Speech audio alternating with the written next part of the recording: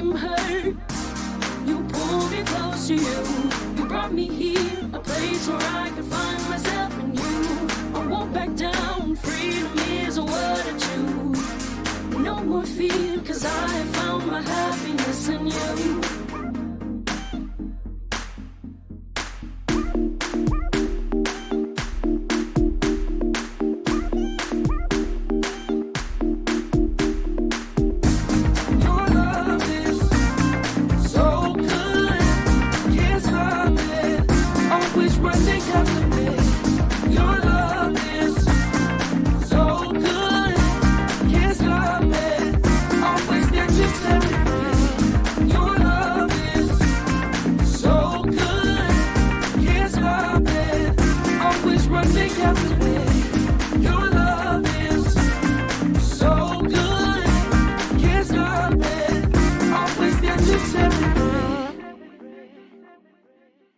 Good evening, everyone in television land. Welcome to the SAGU Sports Network's feature presentation this Tuesday evening, live here in Waxahachie, Texas, from the Schaefer Center.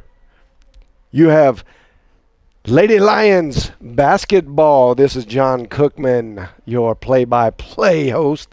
And along my side is the ever so lovely and talented Miss Devin Webb. Devin, how is it going today? It's going great. Glad to be here. Looking forward to a good game. Thanks for tuning in, everybody. Yeah, this is going to be a big-time game.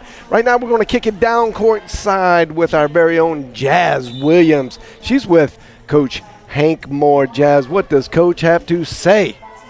Thanks, John. Coach, you swept the Aggies last week in your previous game, but they were all narrow sets. What did you and your coaching staff identify that you needed to focus on and execute today? Well, the big thing for us is we got to serve, receive well. If we pass well, we're a pretty good team. If we don't pass well, we're in trouble.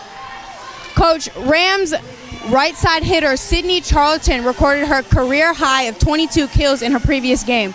What have you identified is the game plan on defense to stop this momentum? Well, Sydney's a great player. Of course, she's from the great state of Ohio.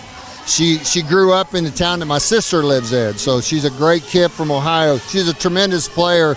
I don't know that you ever stop a kid like Sydney. What we're hoping to do is slow her down a little bit, touch more balls at the net. We're going to put Alexis Mealer in front of her, our best blocker, so that ought to help us some. Thanks, Coach, and good luck today. Back to you, John. Thanks, Jazz. There you heard it. The Ohio State. He's not a little partial to Ohio. Real subtle. Being that Coach Moore is originally from Ohio, we understand. And he's right. You're going to have to keep your eye defensively if you're the Lady Lions on Miss Sydney Charlton. She is a big-time hitter. And we'll get more into the other players to watch when we come back. Right now, we're going to kick it down courtside for the pregame festivities. You're watching the SAGU Sports Network. Ladies and gentlemen, prior to the playing of the national anthem, the SAGU Volleyball family would like to recognize Riley Burcham for her being named the SAC Setter of the Week.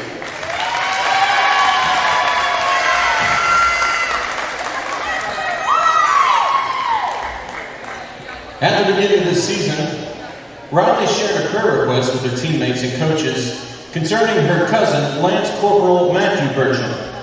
Unfortunately, the family had lost contact with Lance Corporal Burcham, who had been deployed with the 24th Marine Expeditionary Unit as a member of the Battalion Landing Team 1-8 Echo Battery.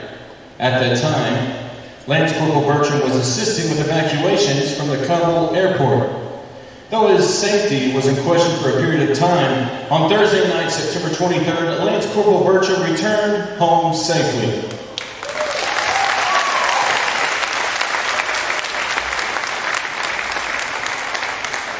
Tonight, SAGU Athletics and the Burcham family have the distinct pleasure of welcoming Lance Corporal Burcham to the Schaefer Center Gymnasium, accompanied by his brother, Airman First Class William Burcham. Please welcome fans, United States Marine Lance Corporal Matthew Burcham and United States Airman First Class William Burcham.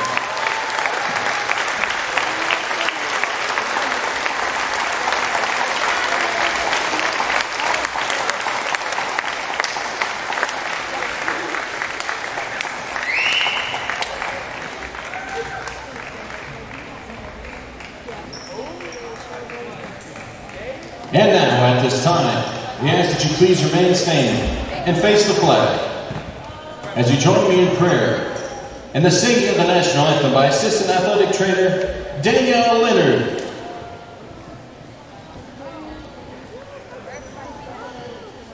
Heavenly Father, we thank you for today. Lord, we thank you for everything that you do in our lives. We thank you for your protection here, locally, all around the globe. Thank you for your provision. Lord, I pray for protection for these players as well.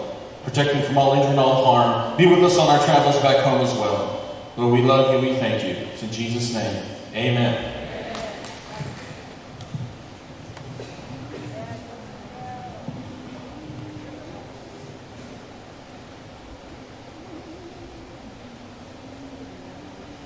Oh, say, can you see by the dawn's early light what so proudly we hailed at the twilight's last gleaming, whose broad stripes and bright stars through the perilous fight o'er the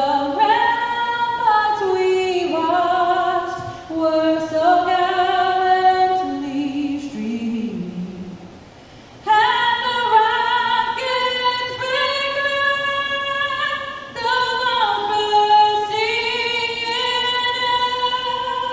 came through the night, that our flag was still there.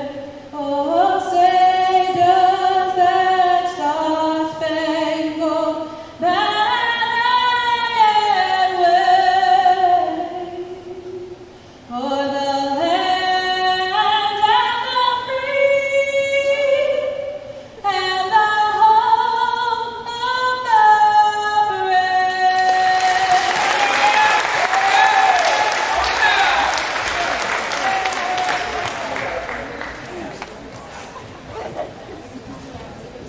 And now, for tonight's matchup, the starting lineup for Texas Wesleyan.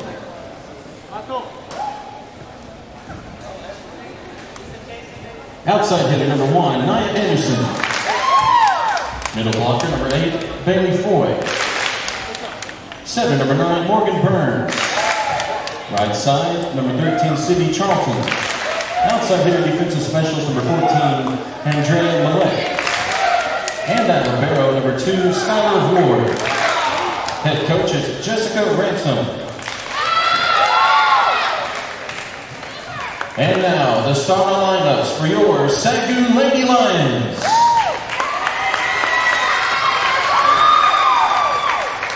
Middle hitter number 18, Jancy Akers. At center, number 3, Riley Burcham. Outside hitter number 4, Alexis Mueller. At center, number 22, Madison Petton. Defensive specialist number 21, Samantha Rico. Middle hitter number 11, Emma Tompkins. And at libero number 10, Tessa Glick. Head coach for the SAGU Lady Lions is Hank Moore. Assistant coach, Nick Moore.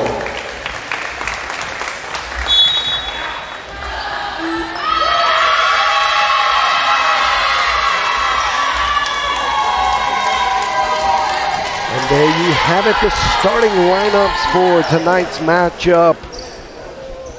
Your Lady Lions of SAGU playing host to the Texas Wesleyan Rams, and this is a rivalry game. Devin, was it back when you played for the Lady Lions, was it considered to be a rivalry game? Yes, back in the day, if you can remember back in the day, it was still a rivalry. I don't think the competition was as equal as it will be tonight.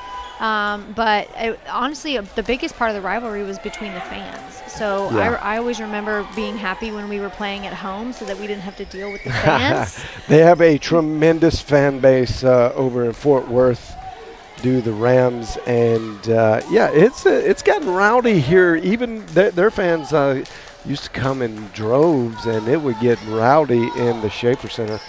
And that was a lot of fun. And it's if you're not familiar with this rivalry matchup, it's just literally 23 miles down 287, and which is the main highway that runs through Waxahachie and goes up to Fort Worth. And I guess the proximity just kind of has always made this a rivalry matchup. So it looks like Texas Wesleyan will serve first. And here we go.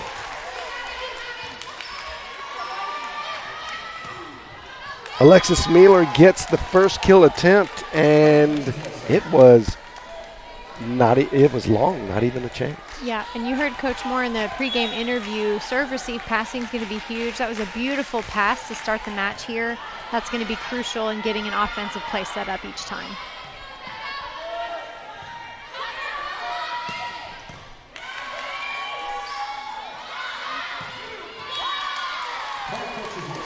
And that was another kill error, and this time at the hands of Emma Tompkins. She hits it into the net. 2 quick and easy points for Texas Wesleyan. And this is a team that you definitely don't want to step out and get on an early roll, because it will be hard to come back on a team of this quality. And there she is, number 24, Veronica Webb. She's the senior 6-foot middle blocker from Arlington, Texas, hailing from Mansfield Summit High School. Some local talent. And in comparing the stats for both teams before the game, too, it was obvious that they're really closely ranked both offensively and defensively. So when one team starts picking up offense, like with a great swing like just came from Webb, SAGU's going to have to return and answer that almost immediately before the Lady Rams are able to pull ahead. 4 straight points, and Coach Moore has seen enough, and he's going to try to get the attention of the 6 players on the court with a little bit of a coach's tongue lashing, I guess. Did you come to play or not? You know how good this team is. You let them out of the gate with this many points, it's going to be a really big mountain to climb. Speaking of some of those statistics, Devin, Texas Wesleyan is their attack percentage or kill percentage is 266, which is good for a team kill percentage, and impressive on the defense. They hold their opponents to 160. So a really wide margin there between offense and defense. Very, very good. And in contrast, the Lady Lions not hitting offensively quite as well. They're hitting 208 is their kill percentage, but they're even playing better defense at 113, holding their opponents to 113. So it's a classic matchup against offense against defense. Whose will be better? So far, Texas Wesleyan early on here is having their way.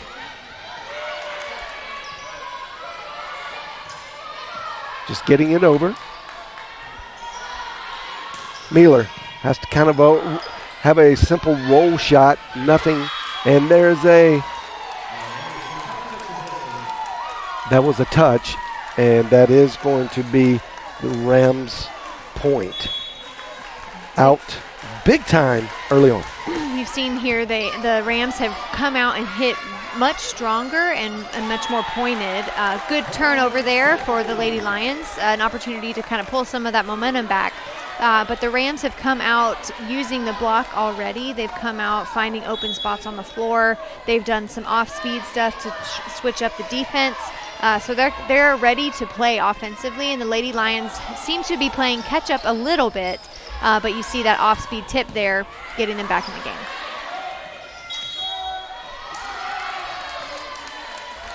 And we're looking for what the call is. So the up ref there called anytime a ball is right at the net and 2 players are going to joust, as they call it. If the player on, in this case, the Rams side, is reaching up to make contact with the ball and the blocker on the other side makes contact before they're able to jump up and make that connection, then it's called an illegal block. Oh, wow. And there, Veronica Webb. I don't know if she's related to you, Devin, now, but I wish. she is a fantastic volleyball player, as were you, and maybe somewhere. Well, you know, it's your married That's my married name. name, yeah. So no genetic. I missed out on the height, though. Yeah. Could have used that. SAGU gets another point, much needed. And just the system right now for the Lady Lions not looking like it's well oiled. Maybe some nerves. Who knows what it is, but we've seen them look better in system. Big time hit from Sydney Charlton. And she is the conference leader. She got Conference Player of the Week last week as well. But she is leading the Sooner Athletic Conference in kills. Well, you see the 2 points that the Lady Lions have are both from unforced errors from the Rams. So it's not anything that they have done offensively to get a point. Great hustle there. A little bit of miscommunication on who's getting that third ball over. So now what I was just saying is no longer accurate because the third point was an offensive aggressive play by the Lady Lions. But the two before that were from unforced errors. So in a team as equally matched as these two are, you're really going to have to come out strong offensively and do some aggressive stuff.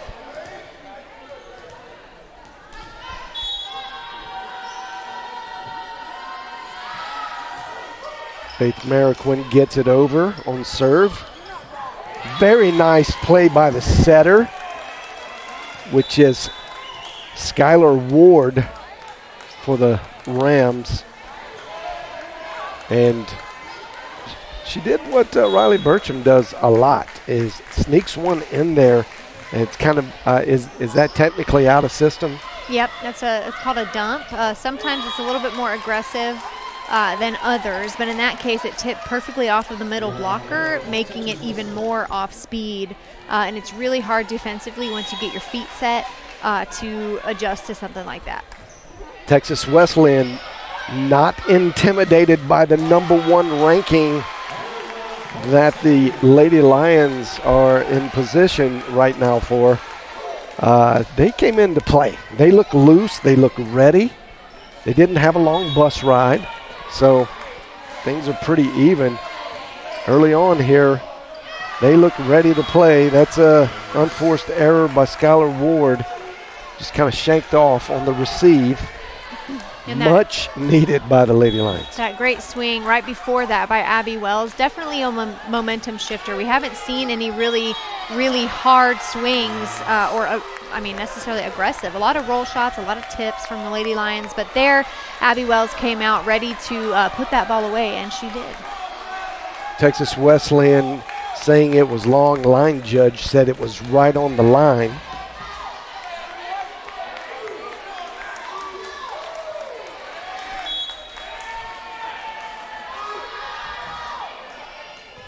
A little short serve there, well received. That was punched back. Another quick point by the Lady Lions, bringing this back to 3.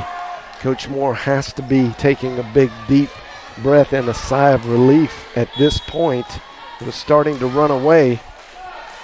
And SAGU's really going to have to capitalize on those unforced errors, like that net violation call right there. The Rams are not going to do that frequently, and so anytime that happens, the Lady Lions really have to take that and run with it. But right there, a block, that's a great play. The block was set, maybe not penetrating quite close enough to the net, so the ball falls in front, but still being aggressive on defense. That was Ariana Alvarado with the kill. And there's another big kill from the middle blocker, which is Bailey Foy. And our scouting report has that Bailey Foy may be the best middle blocker in the Sooner Athletic Conference. She has not played many games with her team this season, at least not enough to be registered on the official conference stat sheet as a leader, but I believe this game will get her up to that 60% mark. And it's going to be interesting because her stats look very good. Well placed. Back in the left corner in the one spot, and that was NAIA Anderson. And a way to see, so that's a tip that pushed deep back to the corner, and that's honestly really difficult to do. You have to have a lot of strength and ball control to do that, and to avoid getting called for a carry. So really impressive play there by Texas Wesleyan. But a key thing to look for when you're playing defense, when a hitter goes up in position and is ready to make contact with the ball, if they keep their elbow high and pulled back, kind of at ear level or above is the rule of thumb, they're going to make an aggressive swing on the ball. But what you want to look for if in a tip or a roll shot is they go up, last minute they drop that elbow for either a roll shot or a tip to get that full range of motion to be able to push that deep. So that's something to look for. If the Lady Lions are unable to make contact at the net and block a ball, then they're going to have to start really watching for the elbow to be able to get a better read so that balls like that don't hit the floor again. And we call that segment Deep Down Under. That is some great technical knowledge about the game of volleyball. You never cease to educate me even further, Devin. Thank you. And I'm sure our great fans on both sides of the net say thanks for that. Here we go. Texas Wesleyan gets the serve in. Andrea Malik.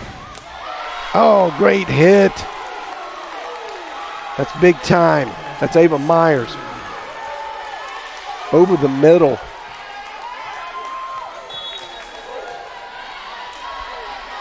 Just too hard to handle. Abby Wells gets it over. It does get received. And, wow, NAIA Anderson. I'm watching that replay. That's an interesting call. It looked like it was up. Oh, it's kind of hard to see. But that call, nonetheless, the ball made contact with the floor from the ref's view.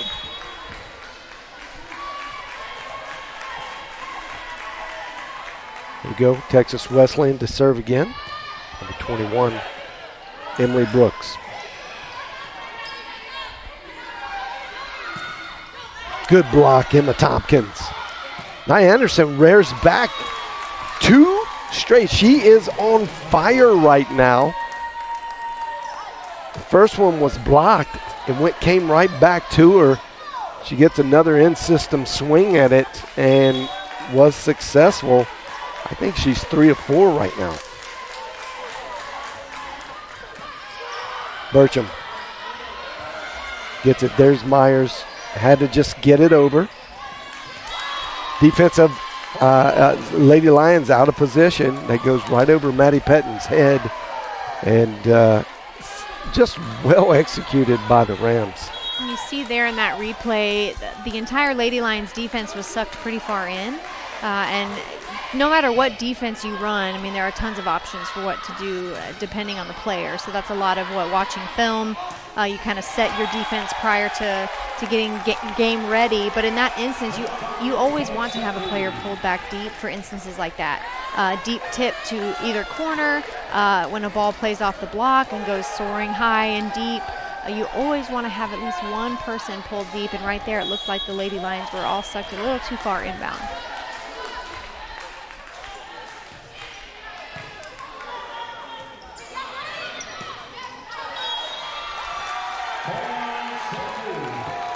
They're going to say, yep, that was 4 hits.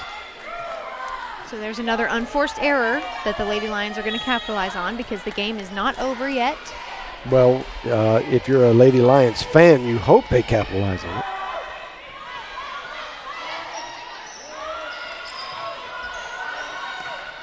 And you see a lot of roll shots, a lot of tips from the Lady Lions side. For various reasons. A great swing there by Mueller, and she proves my point that what the Lady Lions are going to have to do is get those aggressive swings going The off-speed stuff gives the Rams too much time to get underneath it and play the ball up and get it to an offensive position. So hard swings like that, both off the block and to open spots on the court, are going to be key. Miller has had a fantastic year so far. They just need her to get going. And roll shots, soft roll shots, are not going to do it, like you said. And they got to get their big swinger in to the system a little more, I believe, and get some more conversions.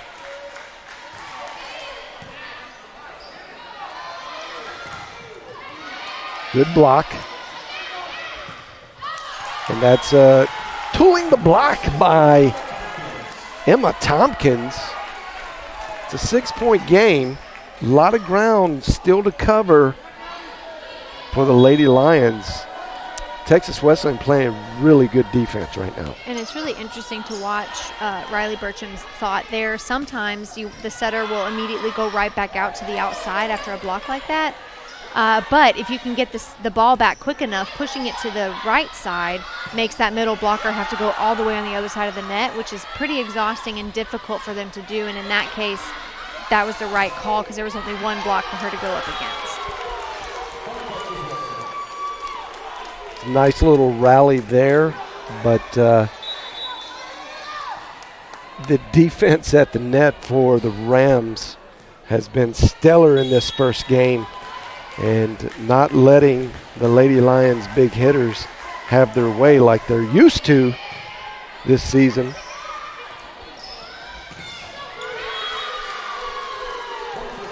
Defense at the net. The blocking scheme is really working.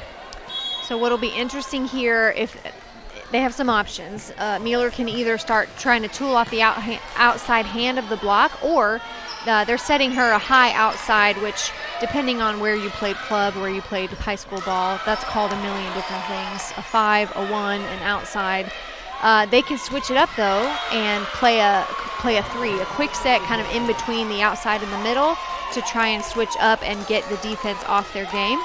So it'll be interesting to see if they make that switch. Another big kill by Veronica Webb. She is having an outstanding first game here in the Schaefer Center, controlling the middle. Burcham tried to get a little sneaky dump play in there.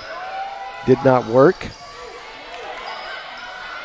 Going back to Mueller. Mueller has to hit it soft. And that does go in. As you said, the penetration to the net does not look like what we're used to seeing in this season. The net defense by the Lady Lions has been outstanding all year and just not on par right now. Now that's a big hit. Coach Moore says, okay, let's try to go over the middle. Let's change things up. So that was a different set than what she'd been hitting. So it wasn't a quick set like we talked about, but they did switch up what set she was hitting, and that's going to look like it's going to be the answer. She's going to have to keep switching around to get that defense off their game. Now there's the net defense by Jancy Akers that we're used to seeing. Oh yeah, fantastic block by Jancy Akers. Burcham to serve, gets it in, received well. That is a huge hit by Ariana Alvarado.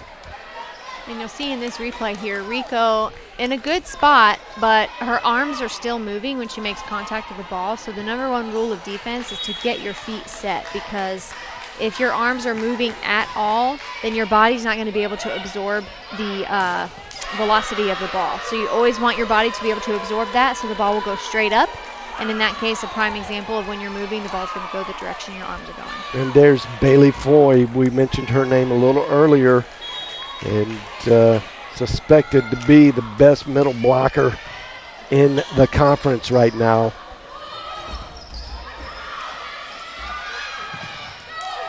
Great block by Jancy Akers again.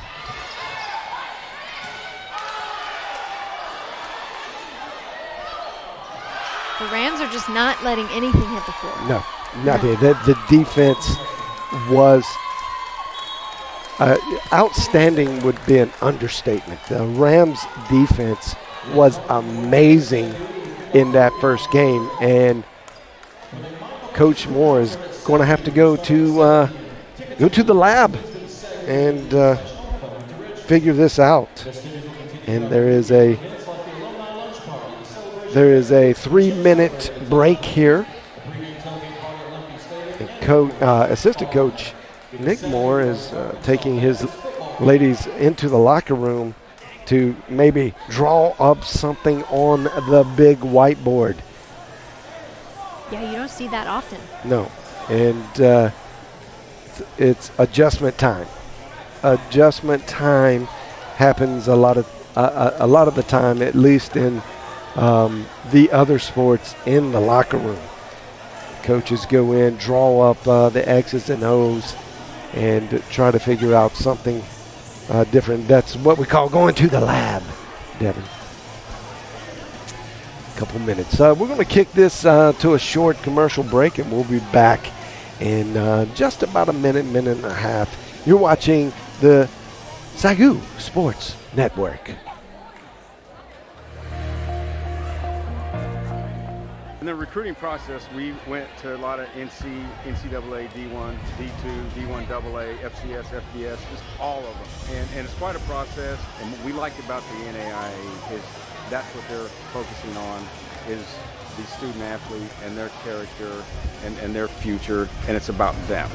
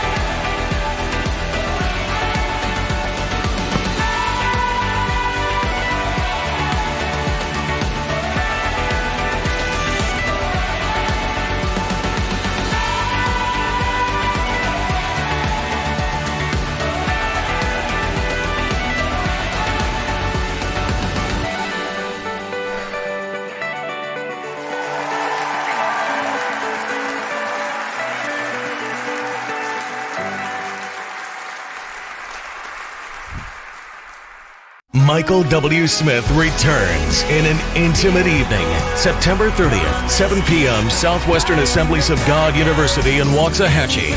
Tickets on sale now at sagu.edu/MWS. All righty, we're back with set number 2 after that first set spanking that Texas Wesleyan put on your Lady Lions. They look to be in good form here approaching mid-season, and that's exactly what you would expect from one of the top teams in the conference. Let's see if the Lady Lions can turn this around. Well, and like we talked about, it's really interesting that they went into the locker room to get a reset, and it seems to have worked in their favor right out the gate. That is what you like to see if you're the coach on the sidelines. You make a big move, you say, everybody in the locker room, I got something to say. And draws it up, and they come out and execute. That's good coaching, but great playing. And I think that's the first coverage that the Lady Lions have had on that deep tip to the corner. So that's a great sign, too, for the Lady Lions fans. That was a fantastic, it goes down as a kill by Sydney Charlton. But it was great defense. The defense we have been looking for, that happened in that. Even though they lost the point, it was still really good defense by the Lady Lions. And anytime you go down for that pancake, man, you're just so hoping that you're going to get there in time. Had several people hoping for that play. Lots of free balls going over from the Lady Lions, giving the Rams an opportunity to set up some good offense. Glick gets to it, had to get it over. Oh, and that is just a little bit out. They're going to say that did touch one of the Texas Wesleyan players, and R1 rules that in the Lions' favor. Even though that was a bit of a wild hit, was going to go out. They'll take the lucky ones too, Devin. They'll take whatever. We'll take it. Oh, big hit. Big hit. That's not exactly how tooling the block works, but hitting it off of the opponent's shoulder in the back row, that's, you can that's also fun tool to watch. The back row. Yeah, I mean, right. There's no rule against it. Oh, best right side hitter in the conference right there, and you see why. That was excellent. Excellent defense. Jancy Akers could have been up a little bit better with her hands, got there slightly late, and on a player like Sydney Charlton, you cannot be late. Woo! She's found a new gear in Alexis Mealer. Now that's the Mealer that we've been seeing all season long. Are we bringing out the pepper scale? Is this time? She keeps hitting like that. The Scoville scale will be brought out. Well, considering that we've got Charlton in the building as well, we may see some high heat.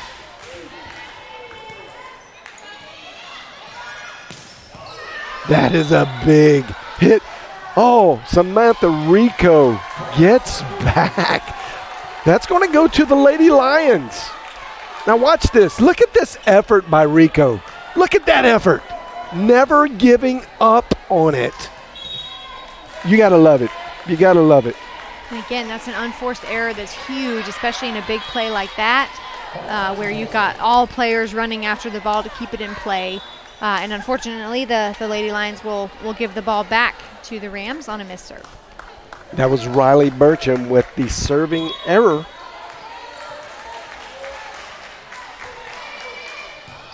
Wesleyan gets it in, and Glick's going to get it over. Oh, great defense. Foy elected not to swing hard. And the Lady Lions just kind of get it back over in a out of system play. The Texas Wesleyan, they will make you pay for it.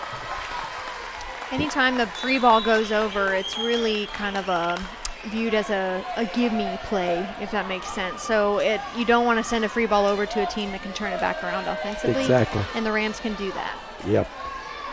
And the Rams just had a service error. There's one service error apiece in set 2 by each team. Oh, and that is a slide play to Foy, and she tools the block perfectly.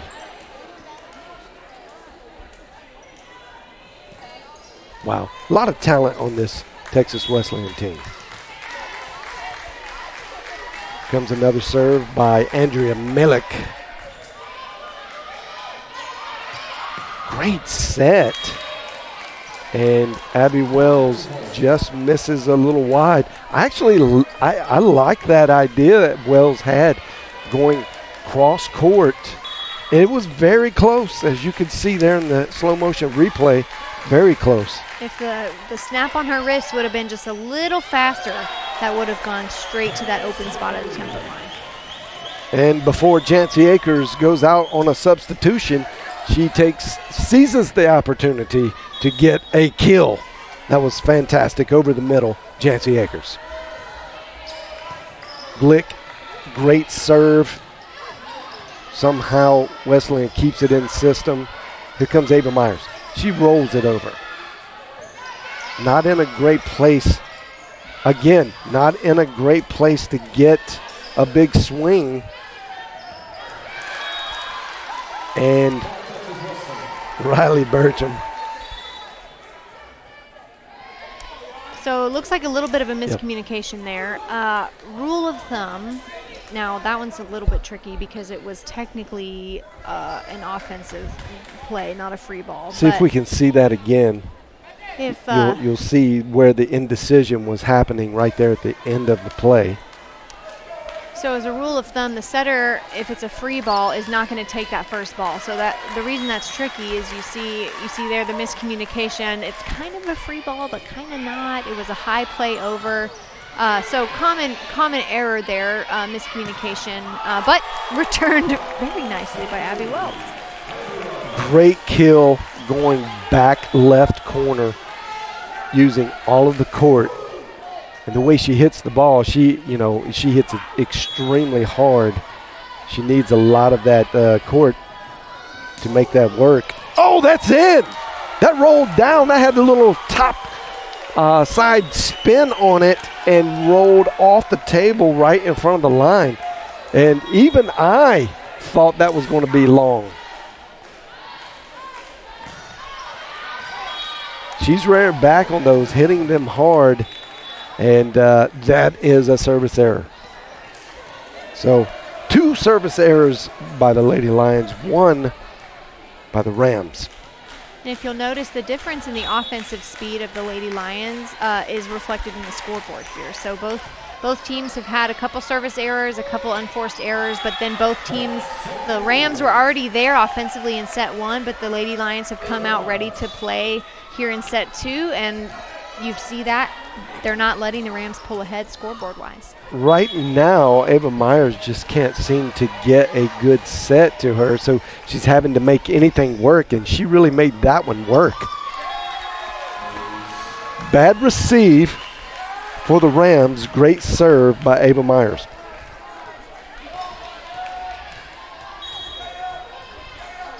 As we've said, it's a race to each 5-point mark, so 10, 15, 20, especially 25, ending the set. So the Lady Lions are in the lead to that race. Looked like Mueller wasn't even going over the middle there, and that's kind of a new look for her. But it didn't look as if she really knew where she was going to go with that, and she just kind of bailed out right over the middle. And the set was a bit out of system too, so that's a tricky one for her to adjust to that. But yes, that'd be right. Mueller gets it. Back to Bertram, back to Mueller. Big time block. And those are 2 of the tallest bodies on the court for the Rams, and Veronica Webb and Sydney Charlton. Collectively 12 foot 1 inches. As if it worked that way. Oh, that was a big swing by Veronica Webb, and that is going to be 3 quick points by the Rams to knock this one up at 11. And that's the 3rd time that penetration topic has come up, the ball falling in front of the Lady Lions block. So that's going to be something they're going to have to focus on the entire match. That was a Glick. How she got that incredible block was crazy. There she gets another one. Oh! Emma Tompkins there with the solo block. She read it quickly. Look how quick this happens. It's a big time hit by Charlton. Tompkins did not take her eye off of Charlton, which was the right thing to do, and the dividends paid. And that is that third hit went into the net first. So it's going to be another point for the Lady Lions. Those plays are always terrifying because you're not sure if someone got stepped on, if an ankle was twisted. So glad to see Mealer get up okay. Charlton is going to have to get it over. Petton receives it. And they're just not letting any air in between the net and the defensive hands. Look at that, how tight that is. Really causing problems for Mealer. Now, that was a really good swing by Mealer, too. And this is where it comes out that it doesn't only just matter how, oh, great swing. Riley Burcham. Great look by Burcham there. We're going to have to get a name for that because she does it so well and has a high rate of successful execution. That's just sneaky Burcham stuff right there. Sorry, didn't mean to interrupt your train of thought. I got it back. I just got it back. So Mealer, very mature hitter, well-rounded player, no question. But when you have a block that is nearly impossible or seemingly impossible to get past, that's where you're really going to have to lean on not just how hard you hit the ball, because it doesn't matter. If the block is there, it doesn't matter how hard you hit. But there, you saw Coach Moore telling her to read the block. So he's signaling to her there's a hole in the block. And as a hitter, you've got to be able to look at that while also looking at the other side of the floor to see what's open. So you see a hole in the block, you want to drive through that hole every single time rather than hitting with right into the strong block that's already there. And that last kill was provided by Ariana Alvarado.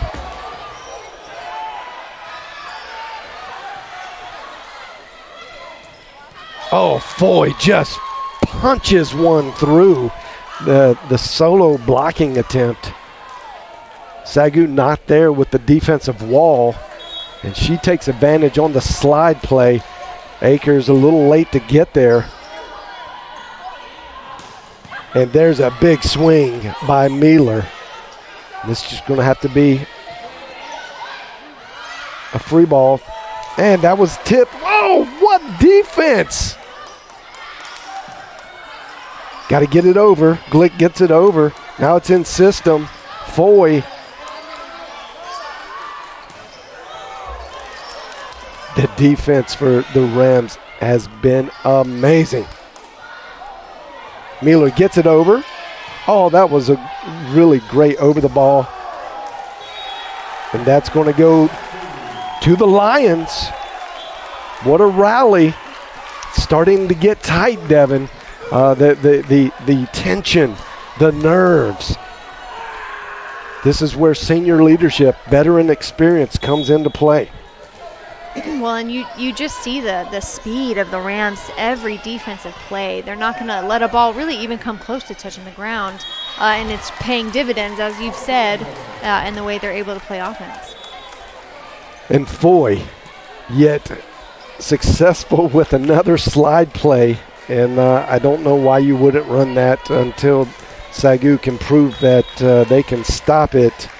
She is having tremendous success. She hits the ball incredibly hard. Oh, Abby Wells says she can hit it really hard too. Yeah, that was a different direction. So that I think that block was conditioned to know she'd been going cross court. They played that cross court. She went down the line. And getting creative that way and switching it up is going to have to be how the Lady Lions will pull back. And that was in the net. That was unforced, even though the blocking wall was there to get it. And that was NAIA Anderson. Now, Devin, I correct me if I'm wrong, but I'm watching this Texas Wesleyan outside hitting crew.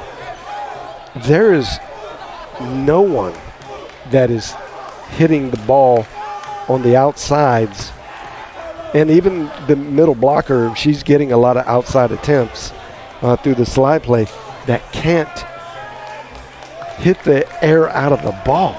Man, I mean, every swing is just with incredible velocity And if you're up there blocking, I'm sure your forearms are hurting by now. Well, and you've also noticed to that point, they've got a really strong offense in all of their front row players, but also any time that the Lady Lions have gone up and had a successful block, the Rams have answered that by switching things up almost immediately and either going cross court instead of line or line instead of cross court or running a quicker play to try and throw off the block. And that's what we've seen with the Lady Lions struggling to have the double block with that middle hitter closing it on either side of the net.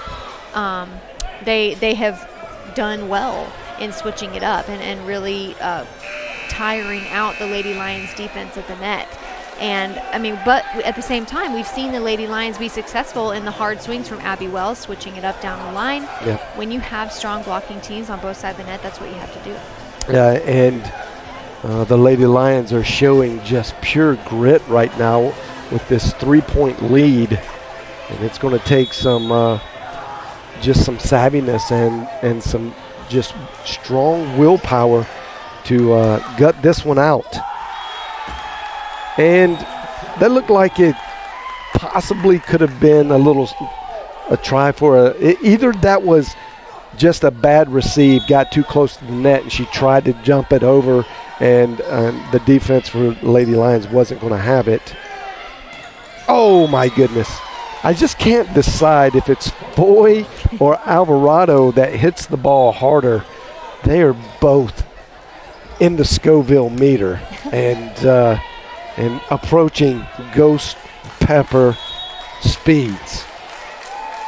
It's not a SAGU volleyball broadcast without the Scoville scale, ladies and gentlemen. Usually it's for the Lions. But the Rams can hit it extremely hard as well. Glick gets it in the system. Oh, great. Absolutely fantastic recognition by Emma Tompkins to see how the defense got sucked in and there was a opening back right side, I guess the 3 spot. Yep, and that's a great example of the ball was not hit very hard. A great ace serve there by Wells. The ball was not hit hard by Tompkins, but she was able to look on the other side of the court and see that open spot and go straight there. So a mature hitter can hit hard, can not hit hard, and keep their reservation together when they need to be able to do a play like that to a deep corner open spot. Abby Wells gives the Rams free point and brings this to a 4-point game. But after getting a couple points on serve, Pettin received good. Oh, Ava Myers also recognizing that she's not able to take these big swings tonight, and now she's just locating spots and hitting them. And the difference in set 1 and 2 for the Lady Lions is that the Lady Lions have not done a ton of really intense and highly aggressive swings in set 2, but they've been a lot more selective about where they place their slower plays. So rather than just doing roll shot after roll shot to the middle of the court that is the easiest play to get up on defense, they have started putting the ball intentionally in deep corners, tight in front of the 10-foot line, all strategy to the game to score points. Sydney Charlton is credited with that last kill. Oh, great hit. Ava Myers Alexis Mueller found another gear in her vertical right there.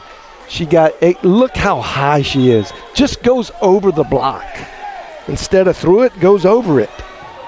Good players figure out ways to make things work. Oh, Mueller tried to use the foot. Totally legal. That's been a rule that's gone back and forth, too. It wasn't always legal. I was so sad when Look they at changed this. that rule. She gets it. It's a great play.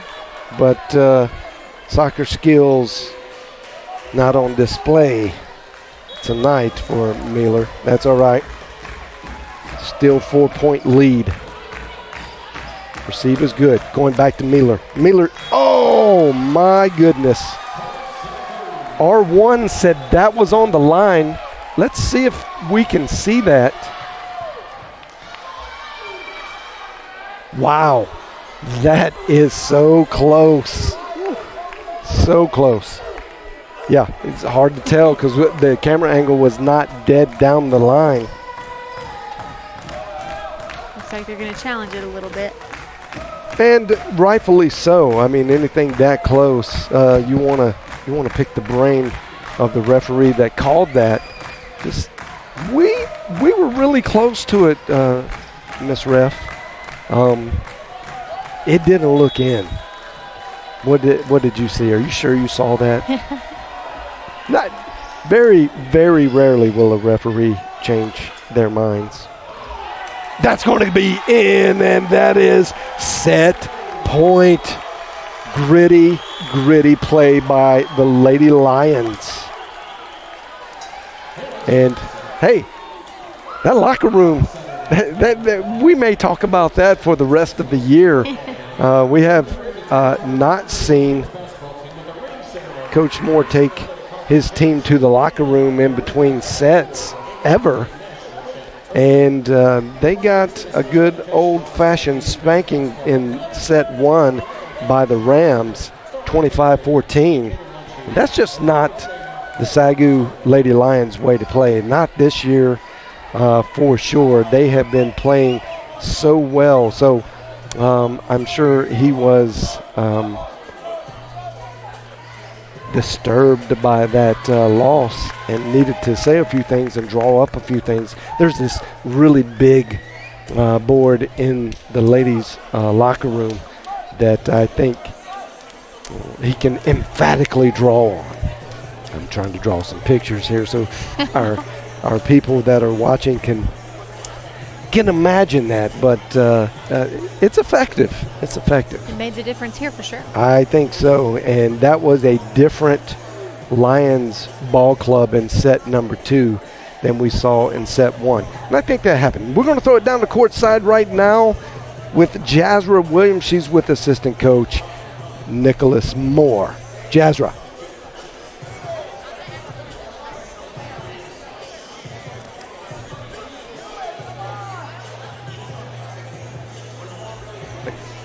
She said her mic wasn't on. Looks like they're trying to get the mic issue worked out. Okay, let's go. We're going to go back down to Jazra. I'm being told she is ready with the mic. Thanks, John. Coach, coming out of set 1, going into set 2, what did you say to the Lions to fire them up to start off strong? Yeah, really just reminded them of what the game plan was. In the first set, we didn't execute anything that we've been working on in practice all week, so we energetically went back over the game plan. What adjustments are you making to your defense to combat the Rams' front line? Really, if we do the things that we're supposed to do in the game plan, the things that we practice all week, we should be set up to play good defense. The reality is they have 5 incredible hitters on that side, and we just have to do everything that we can to slow them down. Thanks, Coach. Back to you, John. Thanks, Jazz. And you heard it there. Kind of what we've alluded to all night. I mean, when you have 5, and he said incredible hitters, 5. Now, you kind of game plan around the best hitter in the conference, right? Sydney Charlton. But as you can see, ladies and gentlemen, there's a young lady by the name of Bailey Foy who can hit the ball incredibly hard. She's a middle blocker that they run the slide play for. And then Ariana Alvarado Jr. from San Antonio, Texas. Her name did not come up in our pregame scouting that we do, and she is a difference maker. And then, of course, I mean, you've got all your consistent players on defense not letting, as you said earlier, the ball hit the ground. So it was rare that they made an error. And this Texas Wesleyan team is tough, and you see they are receiving votes just like SAGU, and rightfully so. These are 2 heavy hitters in the Sooner Athletic Conference. And what's happening up there in Prairie View, Texas with Wayland Baptist is kind of unexpected as well. Glick gets it. Mealer. Now you see the Lady Lions, they get beat on that point, right? But they just look different.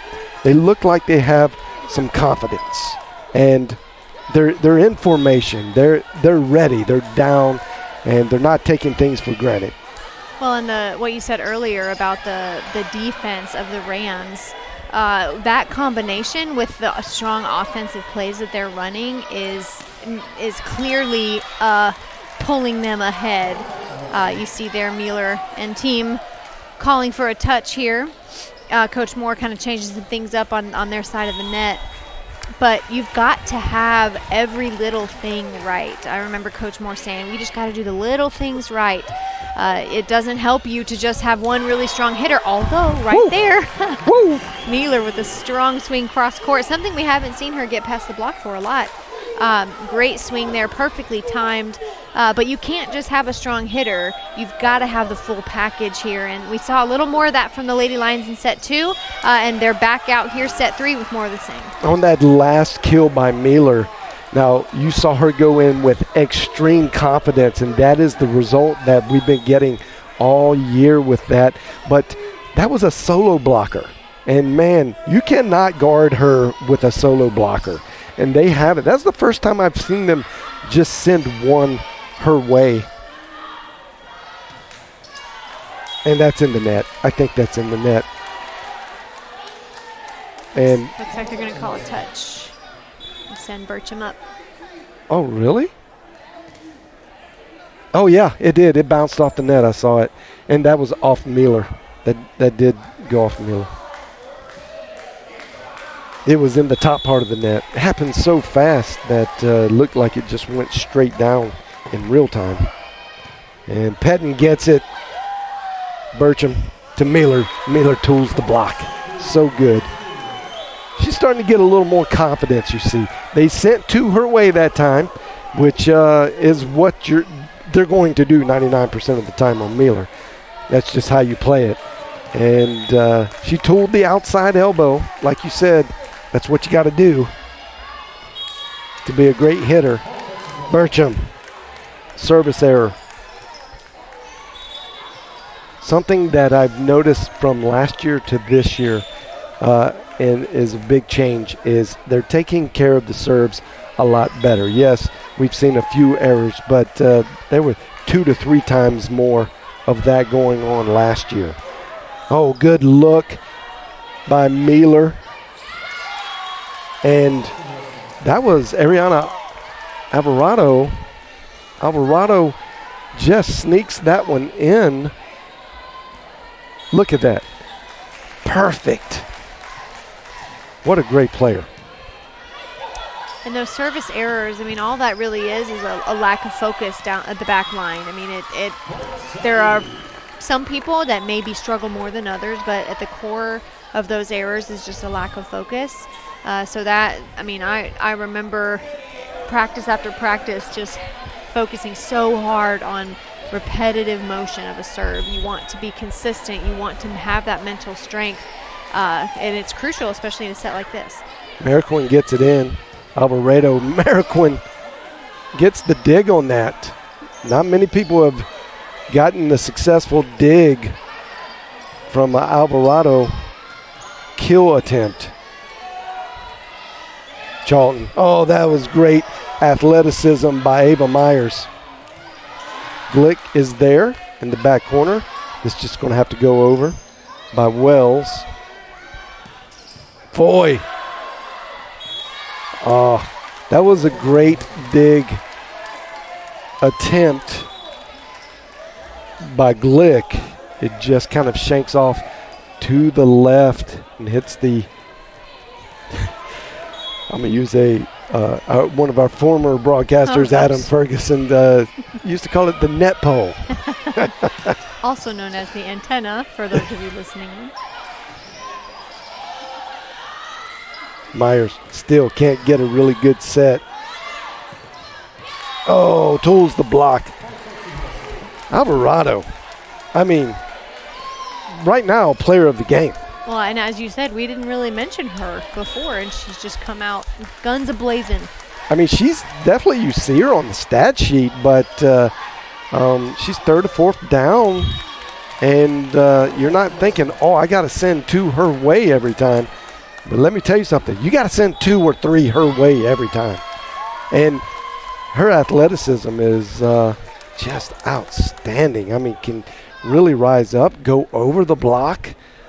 She hits it so hard, breaking forearms is what I call it. It just make you think about whether you want to stand in there and block it. You got it, but, man, she puts a hurting on you. And right now, big, I say she's been the difference maker for the Rams. Now, they've had a lot of great plays, a lot of success with all the hitters, all the plays. And but we've just, like, Ariana Alvarado is definitely someone that has risen to the occasion in this big game. Well, and what assistant coach Nick Moore said before this set, I mean, they have 5 amazing hitters. So, I mean, that's great because you can have a couple that are off and not really doing great, and then you still have a few to rely on. But in this case, none of them are off. So they're all just consistently putting the ball away and hitting the ball in smart spots and pushing them deep to the corner, moving the Lady Lions defense all over the place. And Mueller for the Lady Lions has come out really strong, but the Lady Lions need to pull their other strong hitters out too to contest. Well, I talked to Coach Moore before the game earlier this afternoon, and he said, you're just going to see a fantastic college volleyball team tonight in Texas Wesleyan. So he knows, he knew, and he knew what he had to prep for. And you're seeing it live and in color on your mobile device or computer this evening.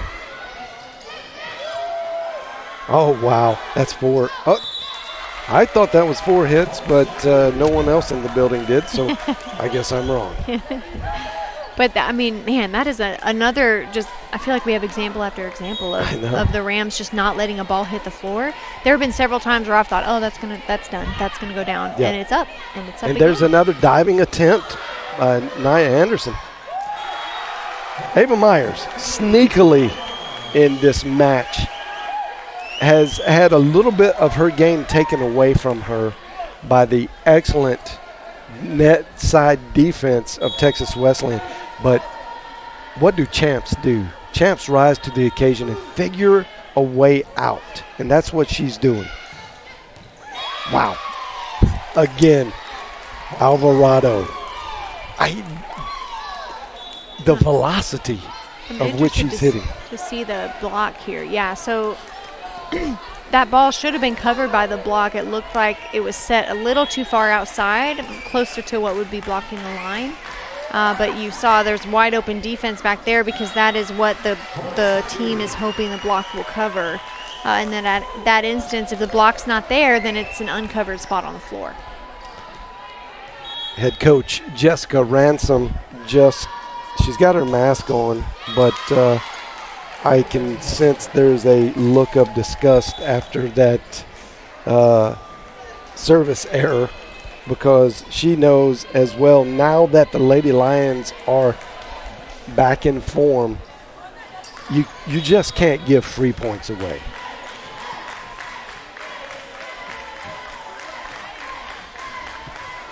Emily Brooks with a good serve in. Pettin somehow keeps it alive. Oh, told the block. And a name that we've mentioned many times already, your sister in volleyball, Veronica Webb, does it again with a great tool of the block. Here comes Brooks. Gets it in. Oh. Ava Myers, she saw that spot wide open on the front right side, and said, I'm going to go around the block here, and just couldn't get it over the net. Good hit by Myers. Really good defense. Free ball over. Oh, there he goes again. The sneaky Bertram stuff. Such an official name. SBS. And we've seen a couple times she'll go up with two hands and push the ball behind her to that T spot of the 10-foot line. But their classic, beautiful execution, go up ready to set, but just do a left-handed dump to throw off the defense. Great play there. Going to Mueller. Mueller gets it behind the 10-foot line. And that is NAIA Anderson, the sophomore from Grand Prairie, Texas, representing South Grand Prairie High School.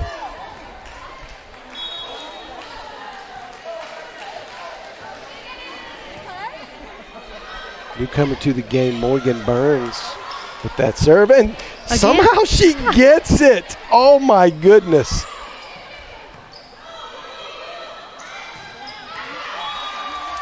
I didn't. She's going to get the serve again. I don't know if we could see that, but what a tremendous get. Oh, the ultimate pancake there. That was awesome. Oh, unbelievable.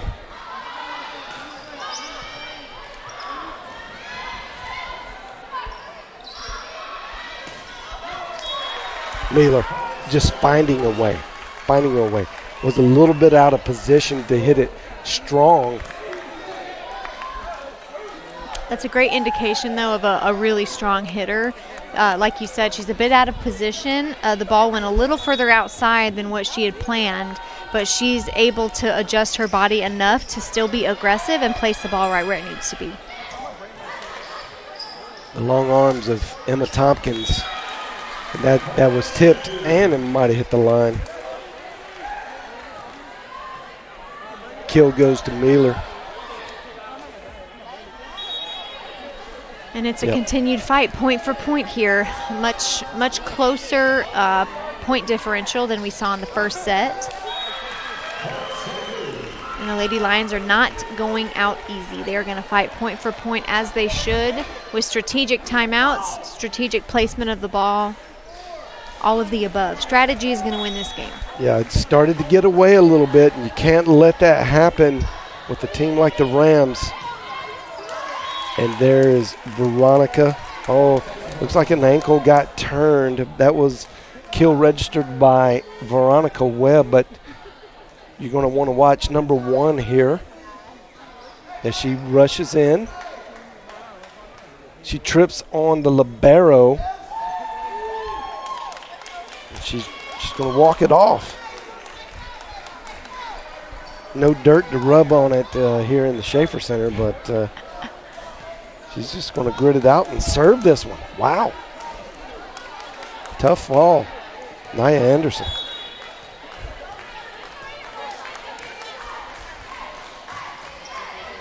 Gets a good one in. Goes to Akers. Oh, that's going to go out. And you see Webb discussing with herself, hey, get more roll. Over the top. Good get by Burns.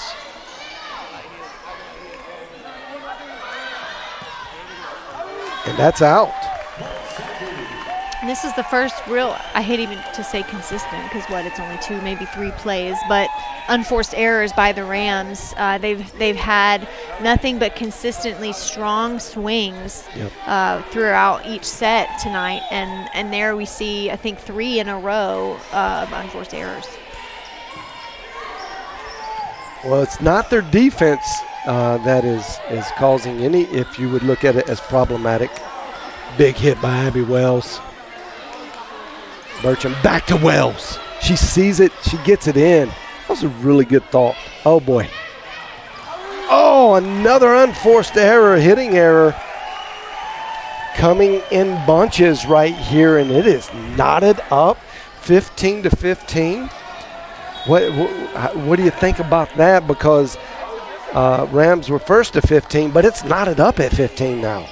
Sign of things to come. It's going to be a close one all the way down to the end. Well, I think people underestimate how mental of a game volleyball is. I mean, obviously, yes, it's fast-paced, and you have to have the endurance and the agility and all of those things. But when you have to be in such a fast-paced environment, when you make a mistake, you can't afford to linger there. You can't afford to beat yourself up or be frustrated with a teammate that made a mistake. You have to be able to shake it off literally immediately because the ball's coming back your way.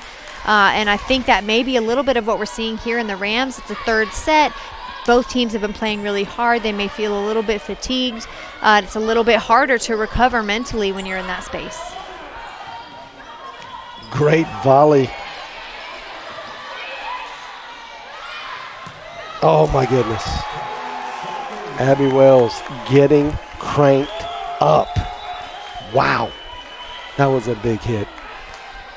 And I mentioned earlier in the match how different reasons for different times, but you either as a setter keep going back to that same person, keep feeding until they get a kill, or you switch things up. In that case, it kept going to Wells until it worked. Great execution there. Lady Lions defense working really hard as well. Oh, look at the defense. Both sides just unwilling. Oh, my goodness.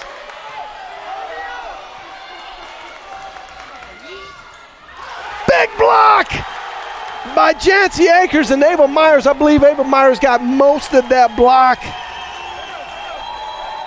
ending a huge rally, a never say die rally. It was as if it was game, set, point. You hear the gym going crazy.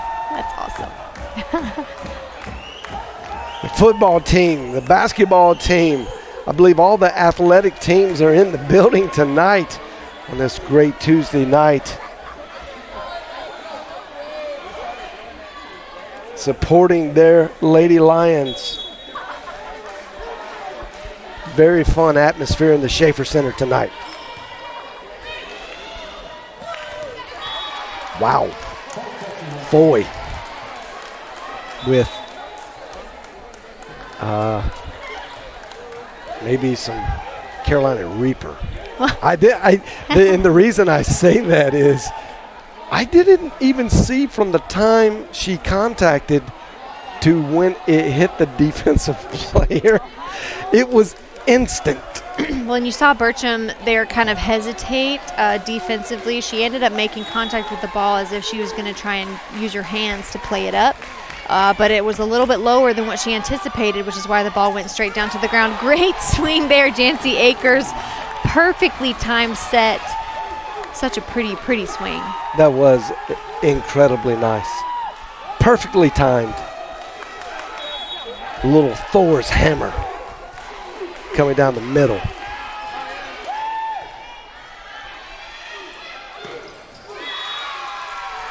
And that was close to being out. That's one of those swings that Coach Moore would say you just got to salute. That was fantastic. And she took her time. She stayed in the air quite a while and just kind of had her pick. Which side am I going to go to? Oh, no one's over there. I'll go over there. And hit it incredibly hard. Almost went out there. And a little discussion going on between R2 and head coach Jessica Ransom.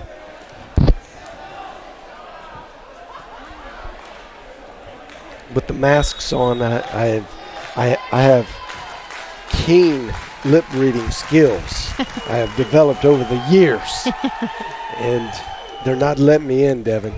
I can't tell you what that discussion was about, but it led to a timeout for the Rams. And nope, there it goes. Yep.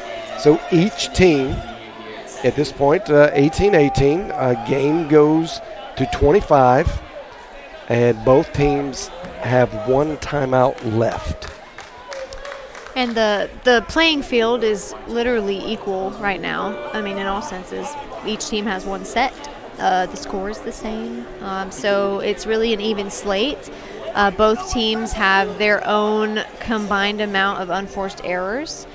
So really this timeout by Texas Wesleyan, I would assume if I were the coach calling the timeout, there have been a lot of really unfamiliar errors to the team tonight. We haven't seen errors like that from the Rams up until this point, and they've been back to back to back. So an attempt to kind of shake that off, ice whatever that is, and get the momentum back on the side of the Rams.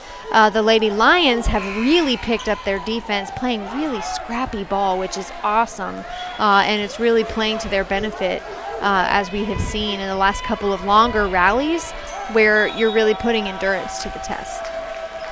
And here we go. Texas Wesleyan serves it up. Easy receive.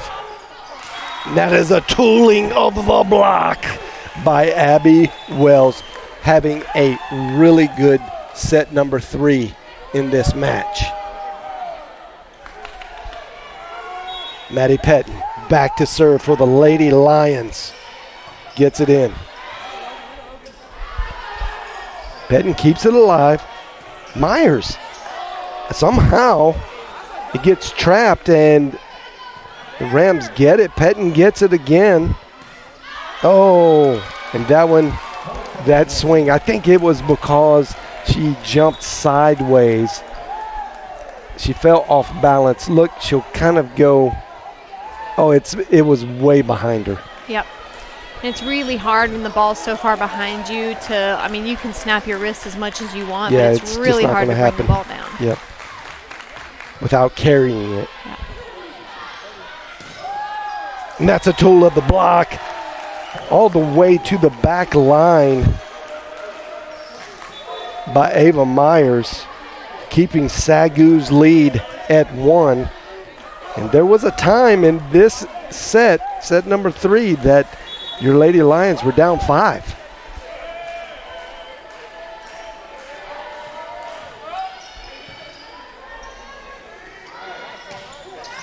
That's out. And Veronica Webb hit that, and it just hit too strong. And let's see, she thought it might have gotten hit. It did not, because the spin did not change from the time it hit her hand. And that's going to be out again. This point here, really it's important the entire set, but as you're getting in the last 5 points leading up to the 25-point mark, it is so important to play error-free volleyball. You want the other team to be the ones to make those unforced errors. And in this case, it's really working out super well for the Lady Lions. The Rams are making error after error, and when you're this close to the end of the set, that's really going to tip the scale on who's ahead as far as set count goes. You can't afford to make those mistakes. Yeah, they were playing perfectly early on in the first 15 points, executing well, no mistakes, and then all of a sudden, right around just shortly after 15 points, you started seeing a barrage of errors, just unforced errors by the Rams. And that uncharacteristic, at least in this match so far, we haven't seen as many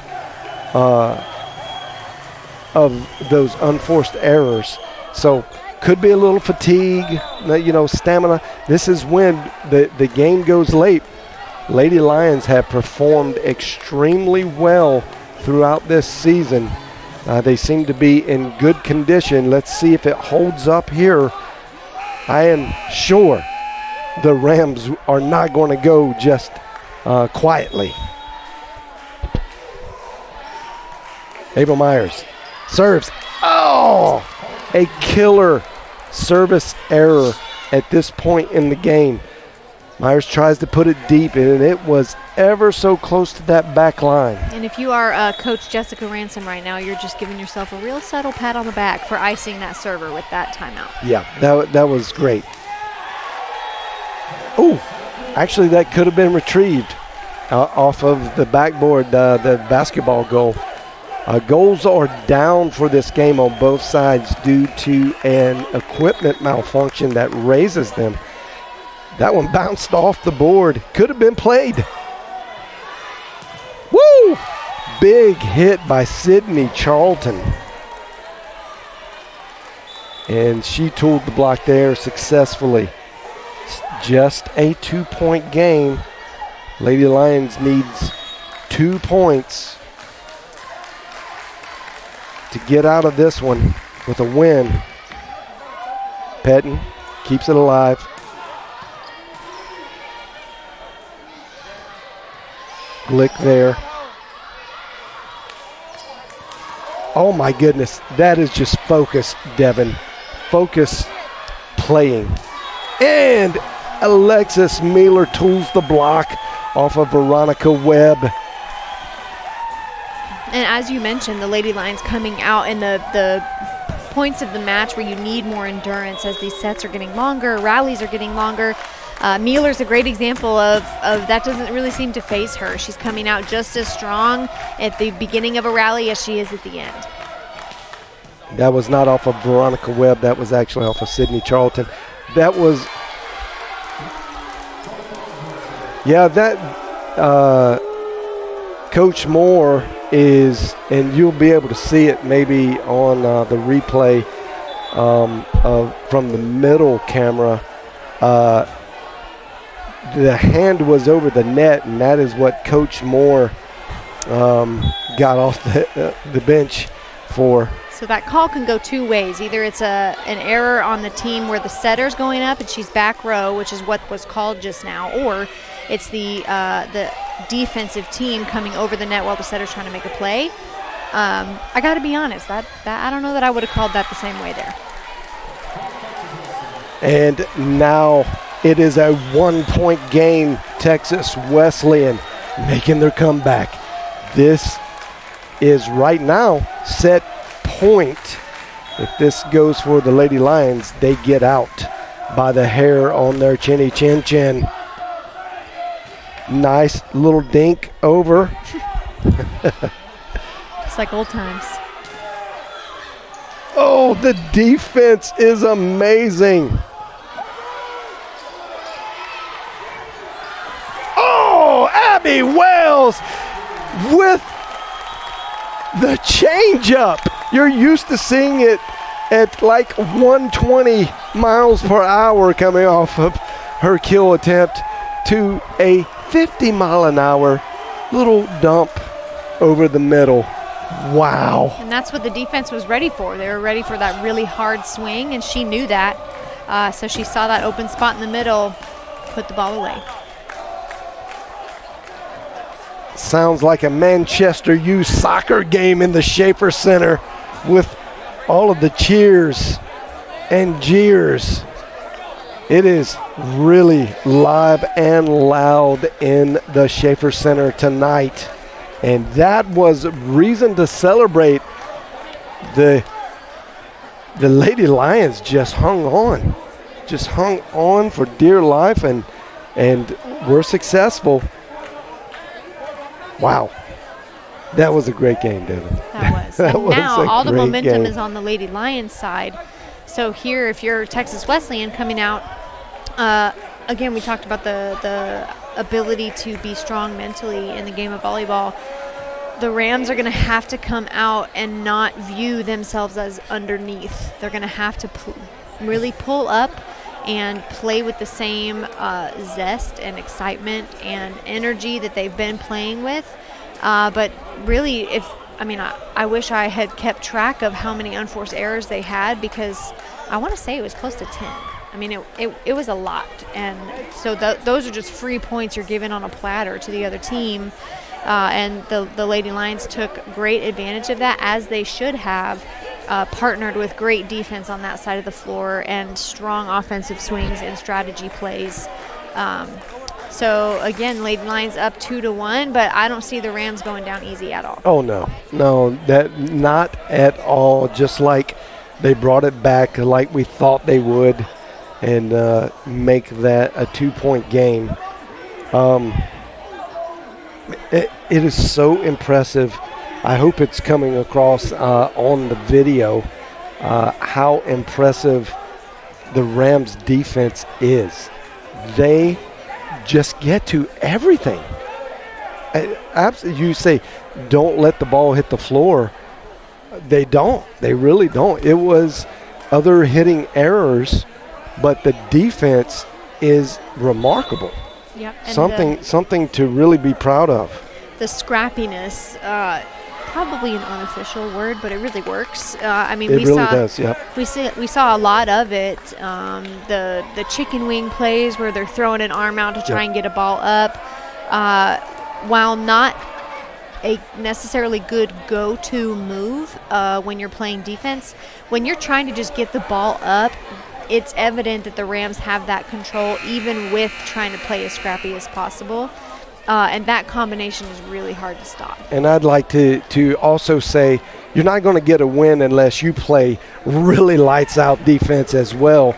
And Glick, Pettin, Rico just did a fantastic job back behind the 10-foot line in that game, and really the second game as well, and changed the momentum. That kind of defense, getting to all the ones that you can get to and keeping them alive and giving your team a chance to score is ever so important. And SAGU, the Lady Lions, didn't really let many hit the floor either. And especially with the power hitting quintet, I would say, of Texas Wesleyan. Impressive defensive specialist on the Lady Lions side of the net.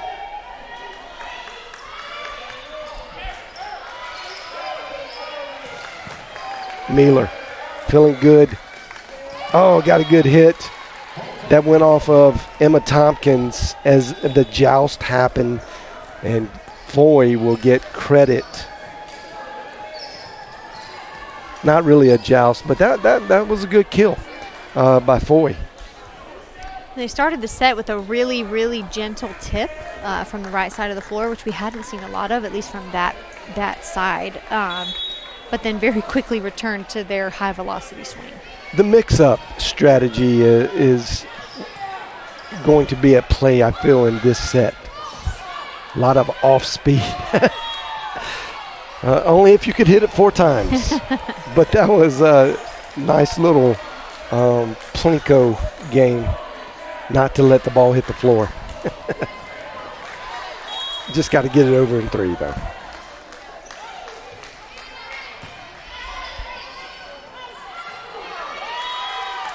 And here we go again. Texas Wesleyan off to a fast start, 3 quick points. And each one of those were soft. No hard-hitting kills. So just kind of dumping it over short in the court and making the net side defense have to deal with it unusually.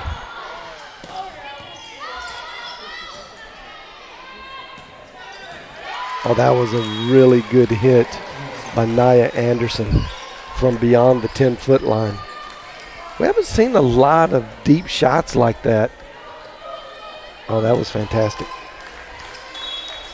4-0.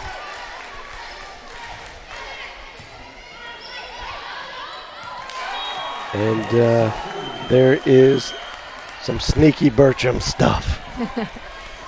A great look at the floor there. She very well could have gone up to try and jump set that ball and get a third contact, but she had already surveyed the other side of the court and saw that open spot and took advantage of it. Wow. That was incredibly hard.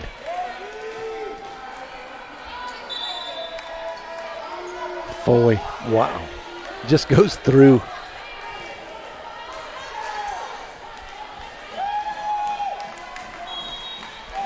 If this is, I predict a timeout if the Rams get this point.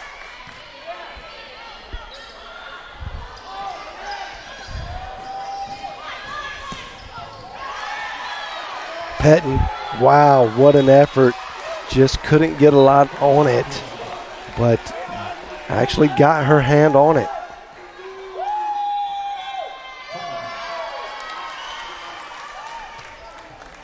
And just call me Nostradamus. I knew a timeout was coming.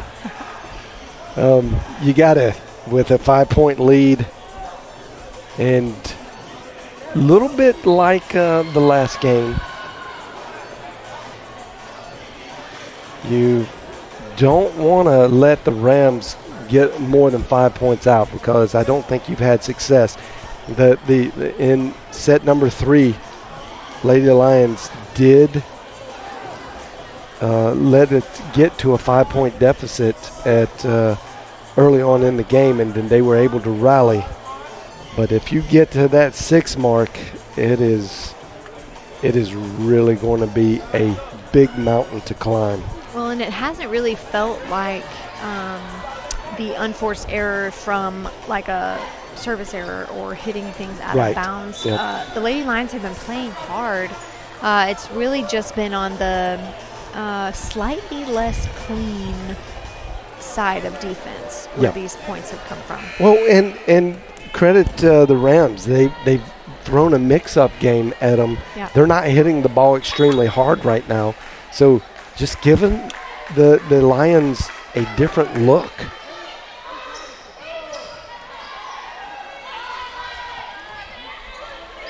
An interesting punch there over the net to keep the ball in play by the Rams.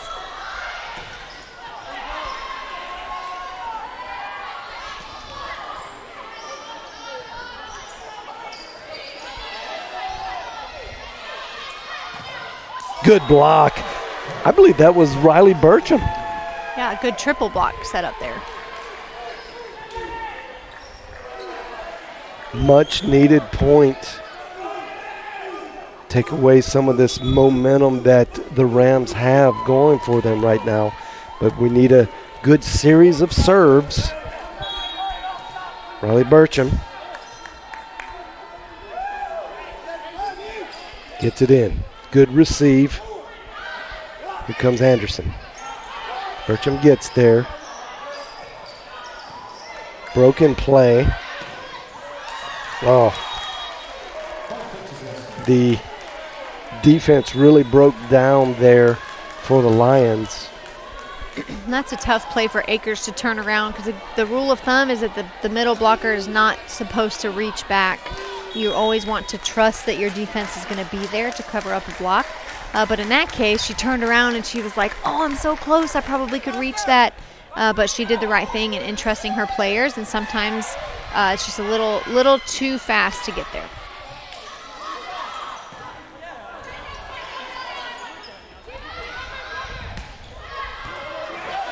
Oh, Rico with a fantastic save there. Glick couldn't get it. Well-placed shot by the Rams. And now it's a 6-point deficit. Still way early in the game, so there is some room for the Lions to be able to make a couple runs here. But you got to start it with defense and turn it into some successful offense right here. Mealer. Good start. Get a point. Now it's a 5-point deficit.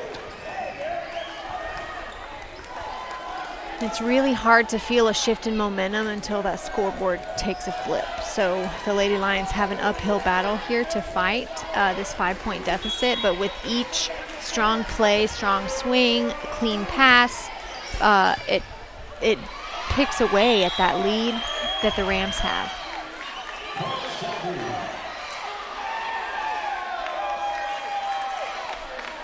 And Coach Ransom for the Rams is asking for Did you see what she was asking for? So you can see it on the replay. Abby Wells fell into the net pretty egregiously. But I think it's up to discretion. It's you can see it here. Once the ball, yeah, there it is right there. So she's in the net. Now, what I can't remember, the rules have changed. So it goes back and forth where you can be in the net if it doesn't interfere with the play of the ball. So in that case, Abby Wells would have been fine because the ball wasn't anywhere close to her. But it's gone back and forth where you can't even touch the net at all regardless. Yeah, not sure what the ruling is at this point. Probably a judgment call, I would imagine, like a lot of things are. Yeah. That was a fantastic kill by NAIA Anderson. Oh, defense by the libero. They hit the net pole, a.k.a. antenna. I prefer net pole, personally. Yeah, I do too. Now deficit is 4 points, whittling away slowly at this big lead of Texas Wesleyan. Glick with fantastic defense. And that was Veronica Webb. Wow, what a big hit. And you talk about being over the block. Mueller has done that several times. Great example of that here, just soaring high over the block there, straight to the middle of the floor.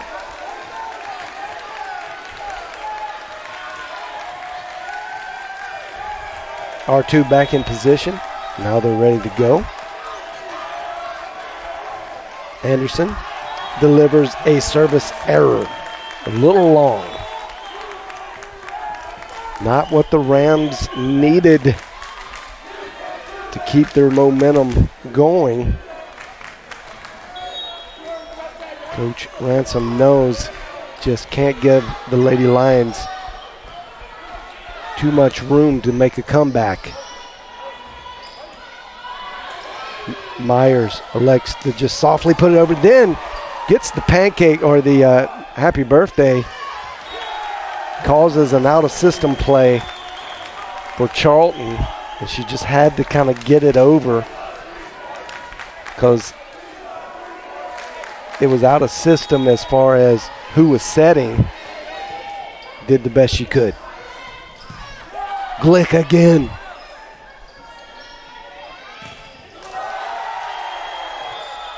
Wow. Oh, wow. I believe that was touched. Yep. And that is going to be Rams point. Man, look at the defense. Yeah, both at the net and from the back of the floor. Lights out.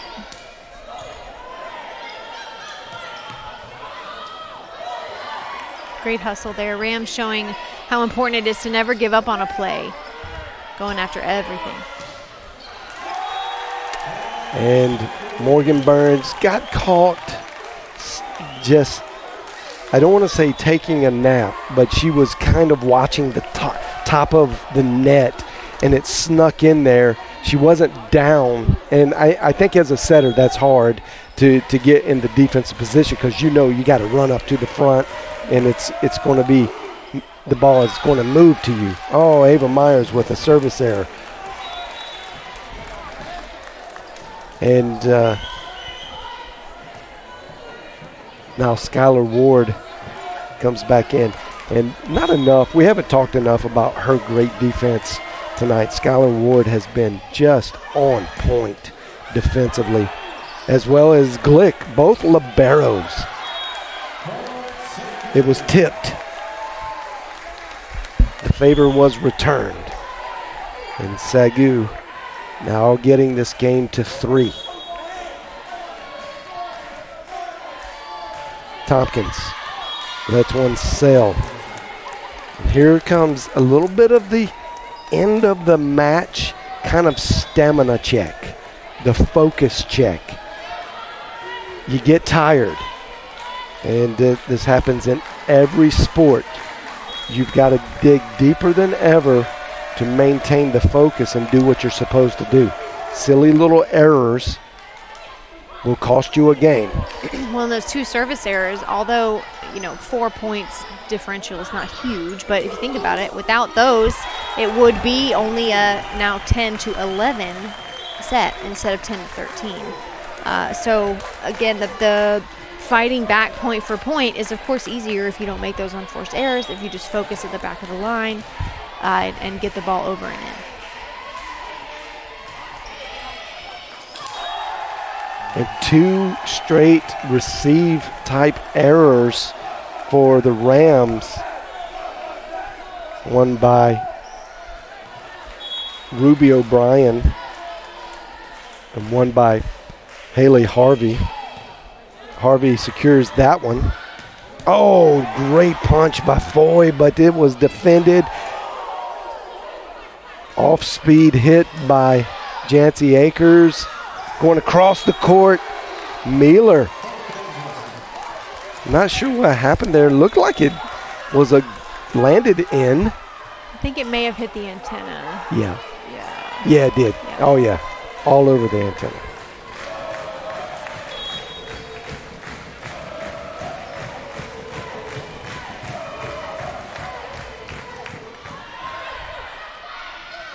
Going back to Mealer. She missed the antenna that time, Devin. Going straight down the line. She wanted to clean up and rectify that last mistake, and did she ever. Wow. Caught the outside elbow of Foy. Just a 2-point ball game. Maricoin gets it in. And she's going to get an ace. Credited to her stat line.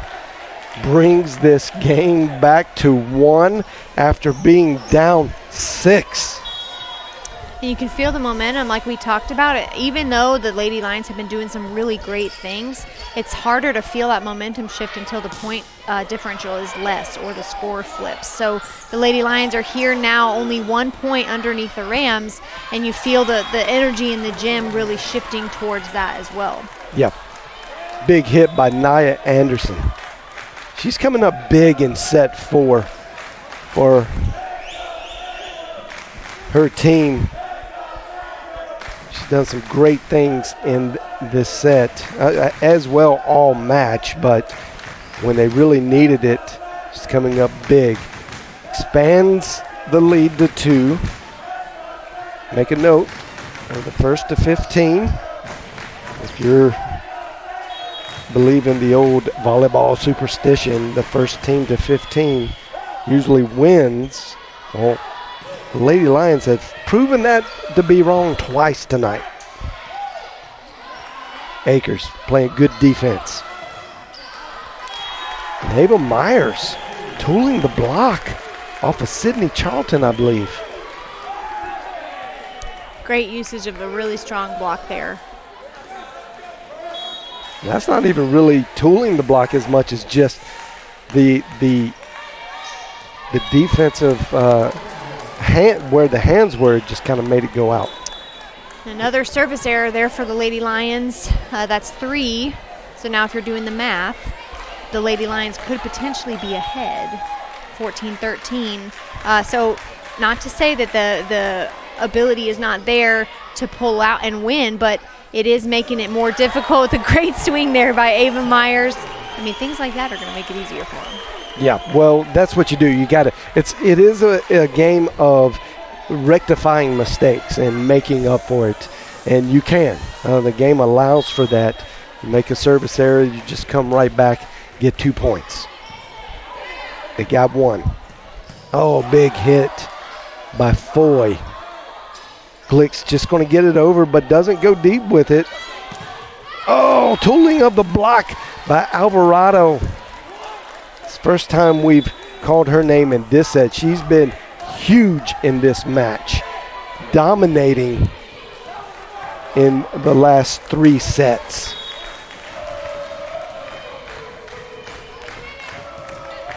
Pettin receives good. Pettin Gets it. Oh, sneaky Burcham. I don't know what we just saw. Are you kidding me? Whoa. Oh, Emma Tompkins is so fired up. Wow. I hope we see this. Look at the defense right here. Oh, my goodness. Oh, are you kidding? This has been all night. If you're just tuning in, ladies and gentlemen, this has been the defense the Rams have given the Lady Lions all night.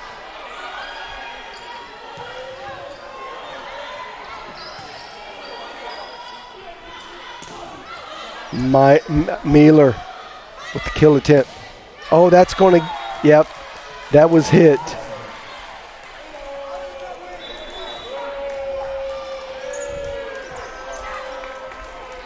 Tipped at the net, although that probably would have gone out. Rare kind of hitting mistake by Alvarado. So part of the benefit here, the Lady Lions are running a 5-1 offense where Burcham plays front row, so she has a lot more freedom. If the pass is close to the net, she can really, oh man. Is that going to be ruled double contact? Yeah, and it's hard to tell. I thought she just punched it over, but she may have gone up with both hands and touched it 2 separate times. So what she needed to do is just go up with one punch and punch it over. I don't think she punched it. I think that was like set hands. Oh, okay. It looked closed in real time, but yeah, you're right. Why isn't that just? It's a third hit. Yeah, but oh, you roll it back a little bit. Replay team. This got kicked by Rico. I believe this was. No. Okay. I saw the tail end. I was like, did that get kicked? But no. Yeah. So a double. You see the spin on the ball there. So double contact can be called either on a second touch or third touch. Can't be called on a first touch. Interesting. So anytime a second contact or third contact, it can be staying on your side of the floor or it can be attempting to go over. But anytime that spin changes direction, that's when it's a double contact call. So I thought that she just went up and punched it. So, yep. But no, yeah, it looked like that was the right call then. Yep. And not that we were actually second guessing the call. It was just kind of the way it worked out. Yeah. What a fantastic defensive effort by both sides. This has been after the first set. It has just been all defense. Who can play the best defense? In the word of the night, scrappy. It's got to be scrappy defense. Oh no. Oh, man. Skylar Ward thought that, well, you could kind of, I don't know if we'll see her look, but I was watching her in real time, and 11 made the move to it. Just the slightest hesitation there. Yep. Wow. Alvarado. Wow. Just wow. Unbelievable. Big time hit. And now Haley Harvey will serve.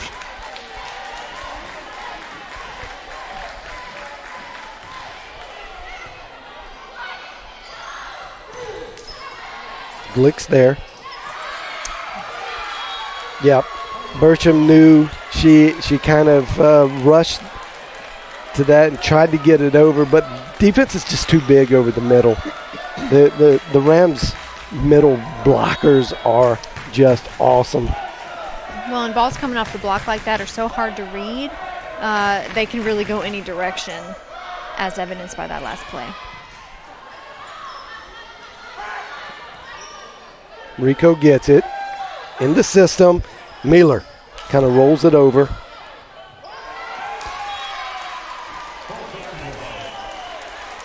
And the Lady Lions don't have any timeouts left. So no timeouts left. The Rams have 2 left. And you're not going to call it when you're on a roll like this. So they're going to have to grit this one out if they want to win.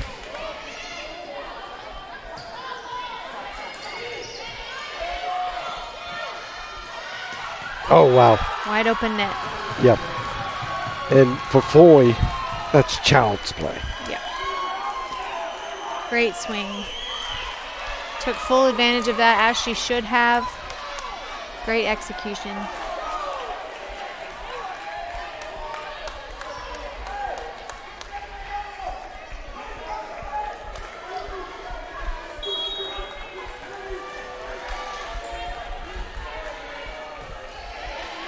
Harvey sends it in. Oh, great hit.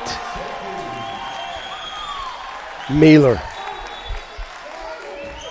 trying to get a little fire started. It's going to take some serious consecutive points here to pull this one out. Only 2 points left for the Rams to get the win in this set. Big hit. And you, with this kind of lead and only 2 points left, you just kind of swing for the fences. Yep. And that's what NAIA Anderson just did. Reared back, and you just test the waters every time.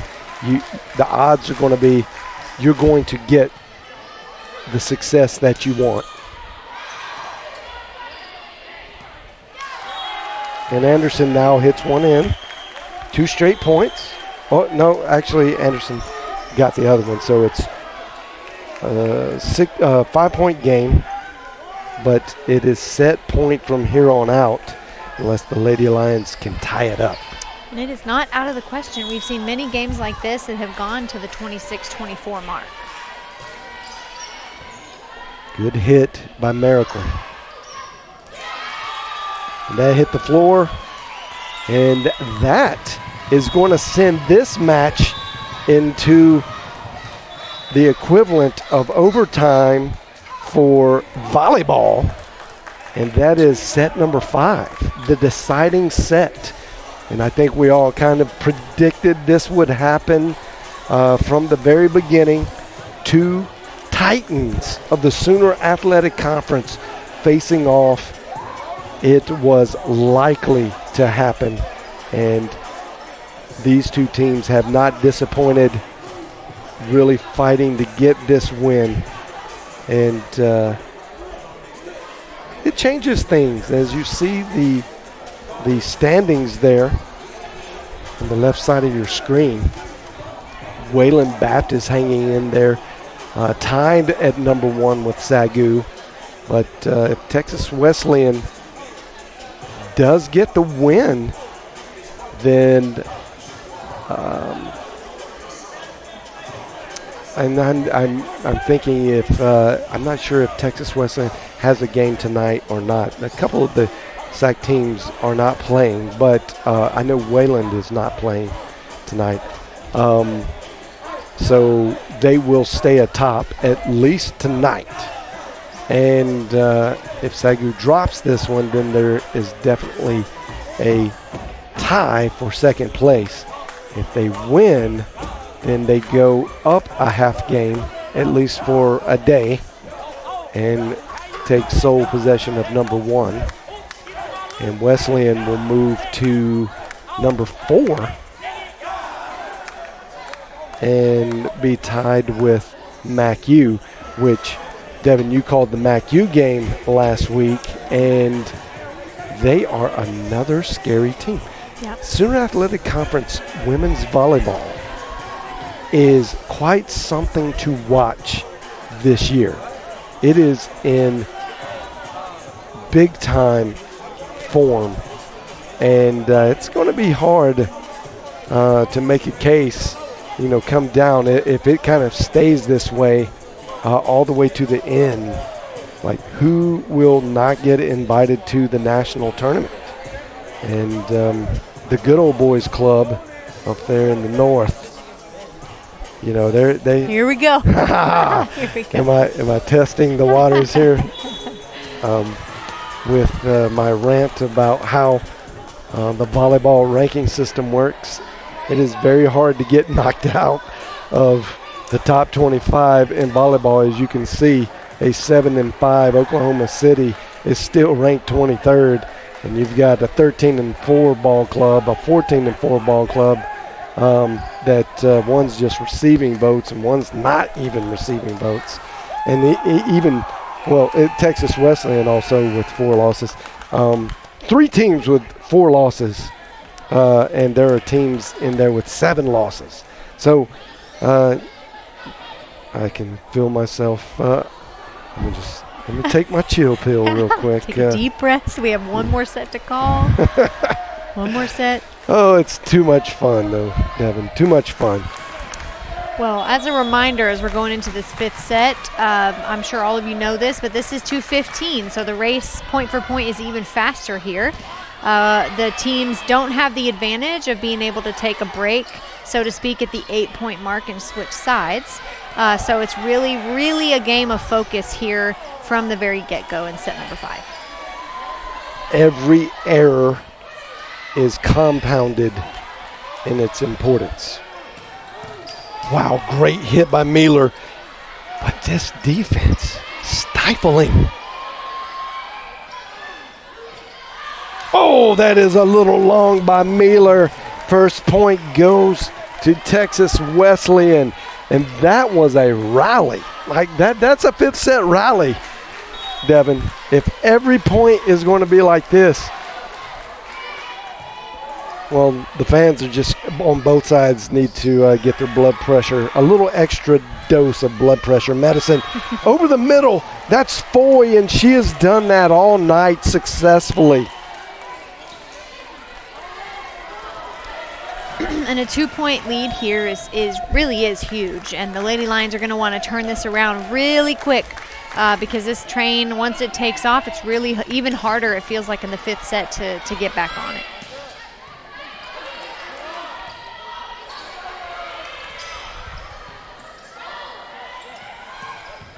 Oh, the defense. Maddie Pettin. That got tipped, and that's going to be point SAGU.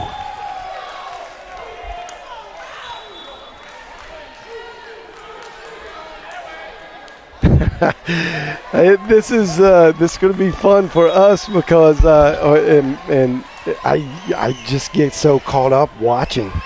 Every point is so important. Oh, big hit Foy again with her 2nd kill in this set 5. No contest there. It's just wide open net, hit on the outside of the block. And she's not missing. Nope. She's not missing even when you got 2 blockers in front of her, let alone no. Beautiful pass there and great swing by Akers, seeing that single block not quite penetrated enough on the net, so you see the ball fall in front of her there. But it all starts with a beautiful pass. Rico there starting that play off really nicely. Jancy Akers playing great in this match. Oh, big time block. That's something we've seen for 4 years now. The Akers-Mealer blocking tower been so effective for 4 years.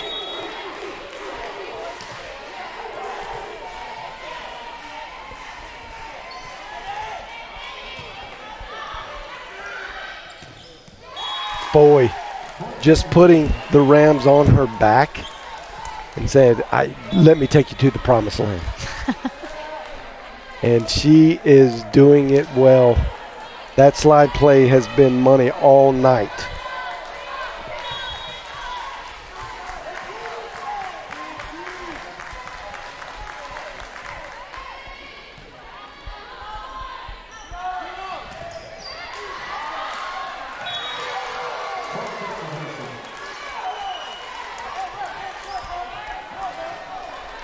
Little out-of-system touches there, an opportunity for the Lady Lions to pull together. They've been passing really, really well. So great opportunity to take a deep breath, do the little things right, get your feet set. Haley Harvey gets it in, and she's going to get an ace for point number 6 and increasing the deficit by 3 in this short set, number 5. The tension is mounting. And you see there Coach Moore pulling in Myers, taking out Rico with a couple passing errors, showing the importance, as he mentioned in the interview before the game started, the importance of serve receive here. Mealer just coming up clutch. And this has kind of been the Mealer-Foy show. Both of the big hitters going at it.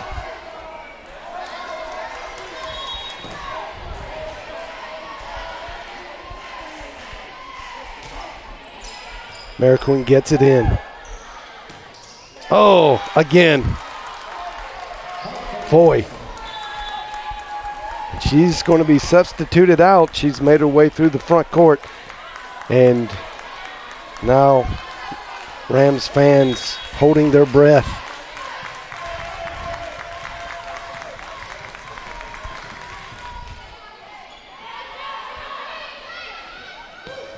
Wells. That hits the antenna. That was a great get, too. Wow. Is that Morgan Burns? No, that's Brooks. Wow. Yeah, great effort there. Emily Brooks with a fantastic effort. Anderson, but a great block. Emma Tompkins. Skylar Ward gets it over, but Tompkins says no again. Oh, that landed in. What a break. Ava Myers tries to tool the block. It does it well. It just has enough English on it to drop in right on the line.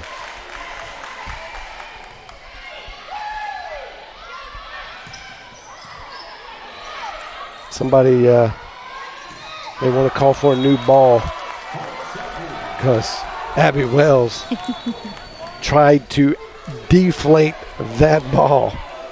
That swing was huge. 6-8. Lions trying to make it back in. Nobody covered the middle. And NAIA Anderson just took advantage of that. Look how high. Wow. Her vertical is insane. And if you notice, you watch her really closely, that elbow dropped right at the last second. Telltale sign that a tip is coming over. But still, all 6 players on the Lady Lions side weren't able to get there to cover that one. Here comes Alvarado. Mariquin gets it up. Oh, nice hit by Bertram just to kind of keep something going. Glick, Pettin. They just get it over, but they get it deep. Oh, that is Veronica Webb right over the middle.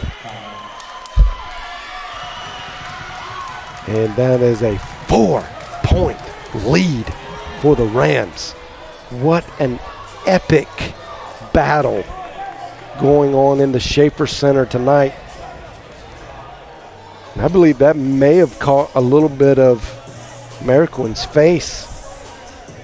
Yeah, and this timeout is more than likely an opportunity to collectively take a breath.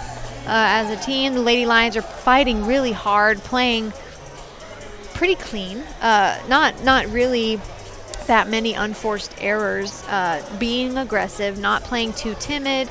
A lot of times when you get to this point in the 5th set, it's really easy to play timid volleyball, and that's where more errors happen. So to your point you made earlier about really just giving it all you got with every swing, that's what's going on here for both sides. So just giving the Lady Lions an opportunity to catch their breath, reset their focus, and get their heads back in the game. Yeah, and you do still get 2 full timeouts in set 5, even though it's an abbreviated set.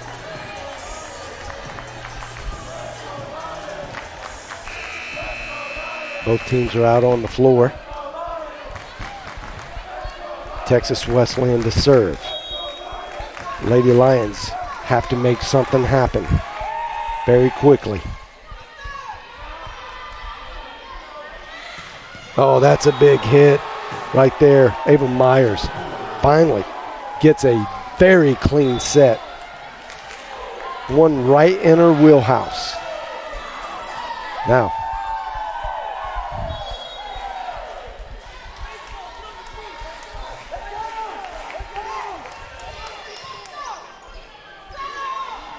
it's going to go. That's out. Hitting error. Thank goodness, too. Whew. I was nervous about that one. From this angle, I wasn't so sure. Yeah, but she tried to go down the line. That was intentional. It was a good look, actually, because no one was covering it. Oh, and an ace. I said they had to make something happen quickly.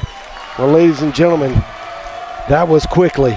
It is now just a 1-point ball game. There's no quit and grit. Both of these teams are gritty and just refuse to die. This is kind of a fight for the king of the totem pole.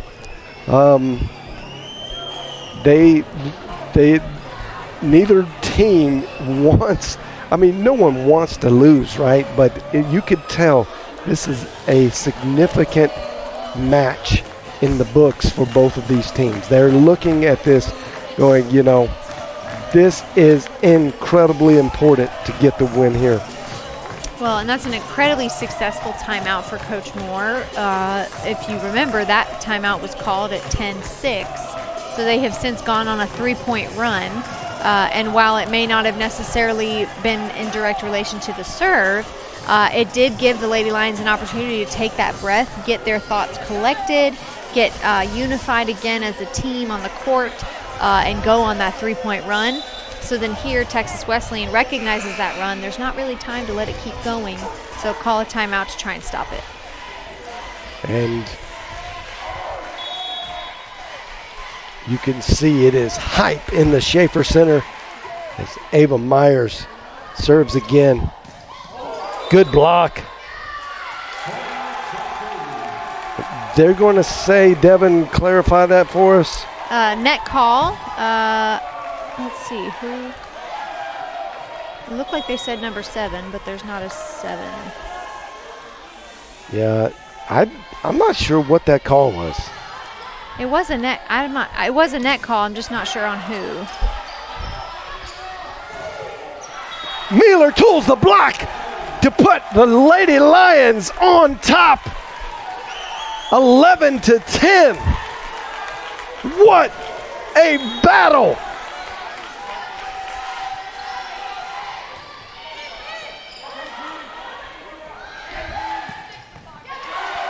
Good dig by Pettin.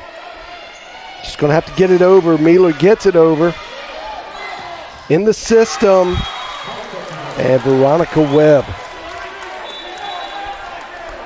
just delivers a great punch over the middle. That's where you want to go to your seniors. You want to go to your veteran experience. Someone who's been in these scenarios and situations. It's 11-11. It's all tied up. Set 5. The tension is mounting with every point. Mueller! Wow! Just playing her game to the best of her ability. That is huge. Wow! Accuracy. And with every swing like that, you build that momentum. And in a point like this in the match, it's so huge to have that on your side. Tompkins gets it in. Here comes Alvarado. It goes over. Rico gets it again, gets a good one up. Burcham makes a big mistake. She had the set over the middle. Jancy was there, Akers was there, and Mueller was ready. 12-12.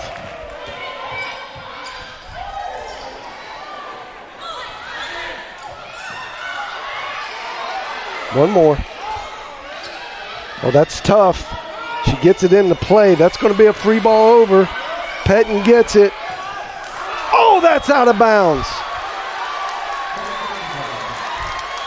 And that was Jancy Akers over the middle. Thought that had a chance for just a second. That was a big hit. Now it's 13-12. Rams are up 1.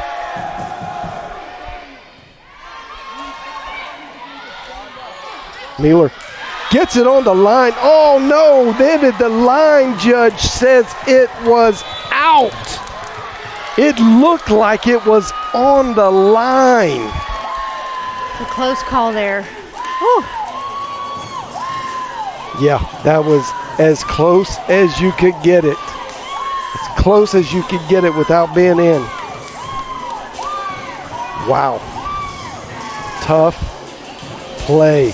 2 very tough play. Now it is set and match point.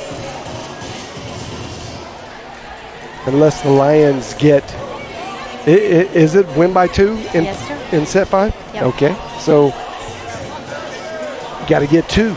Got to get a defensive stop here and then an offensive point just to get it back to where you have to win by 2.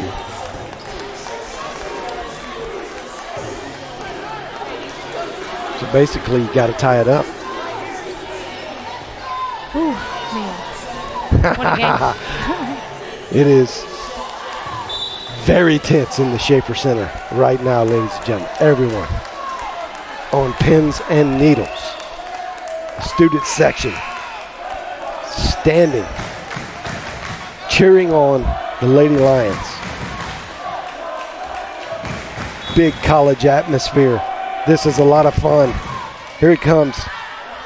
Rico gets it in.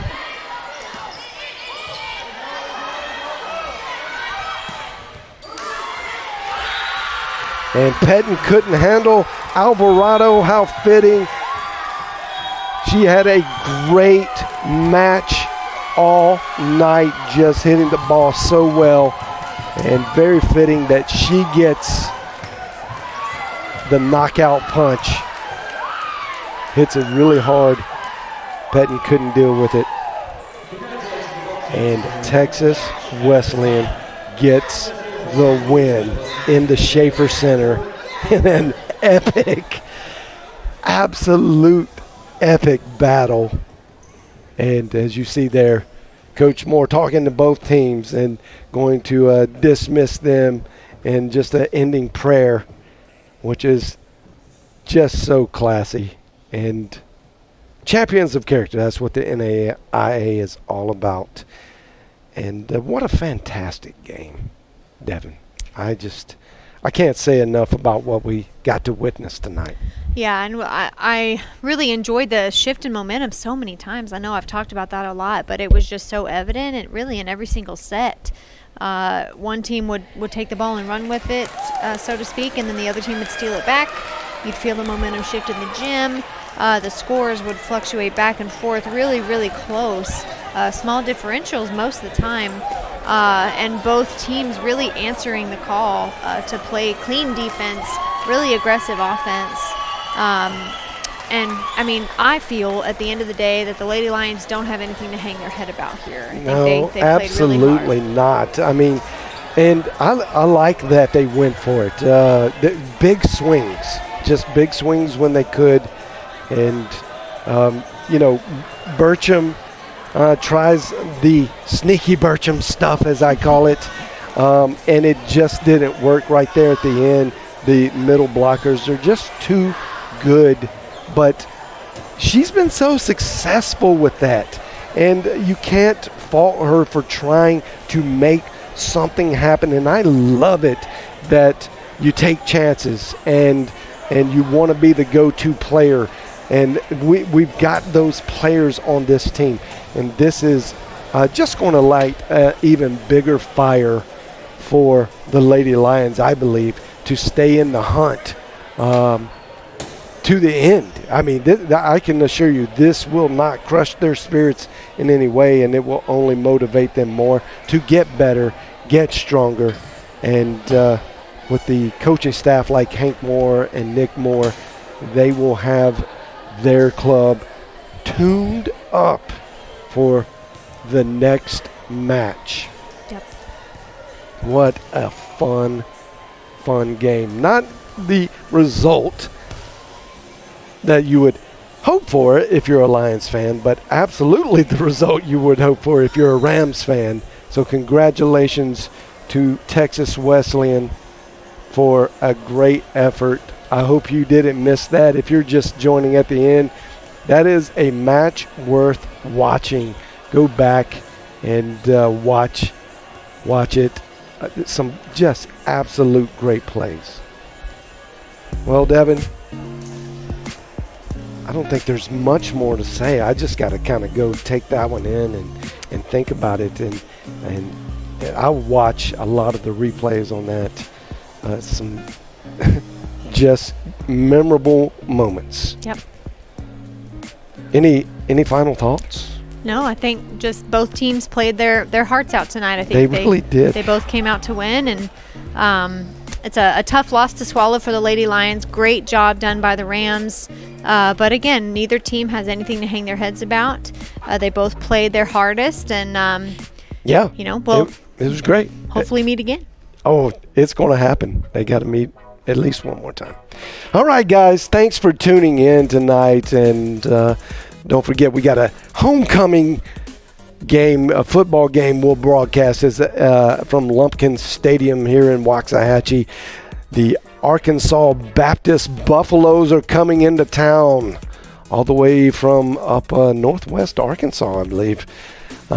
Big drive, but that's going to be a lot of fun. You could catch the pregame show at 1:25, and special guest Corey Thorpe from NAIA ball, the big Twitter guys and the experts in all things NAIA football. He will be with us on Saturday as well. But all the festivities, homecoming festivities, it's going to be a big time, Devin. Looking big forward time. to it. So that's something to look forward to. Catch us on Saturday at 1:25 for the homecoming football game. But until then, we bid you a good night, and God richly bless you with the rest of your week. You have been watching the SAGU Sports Network.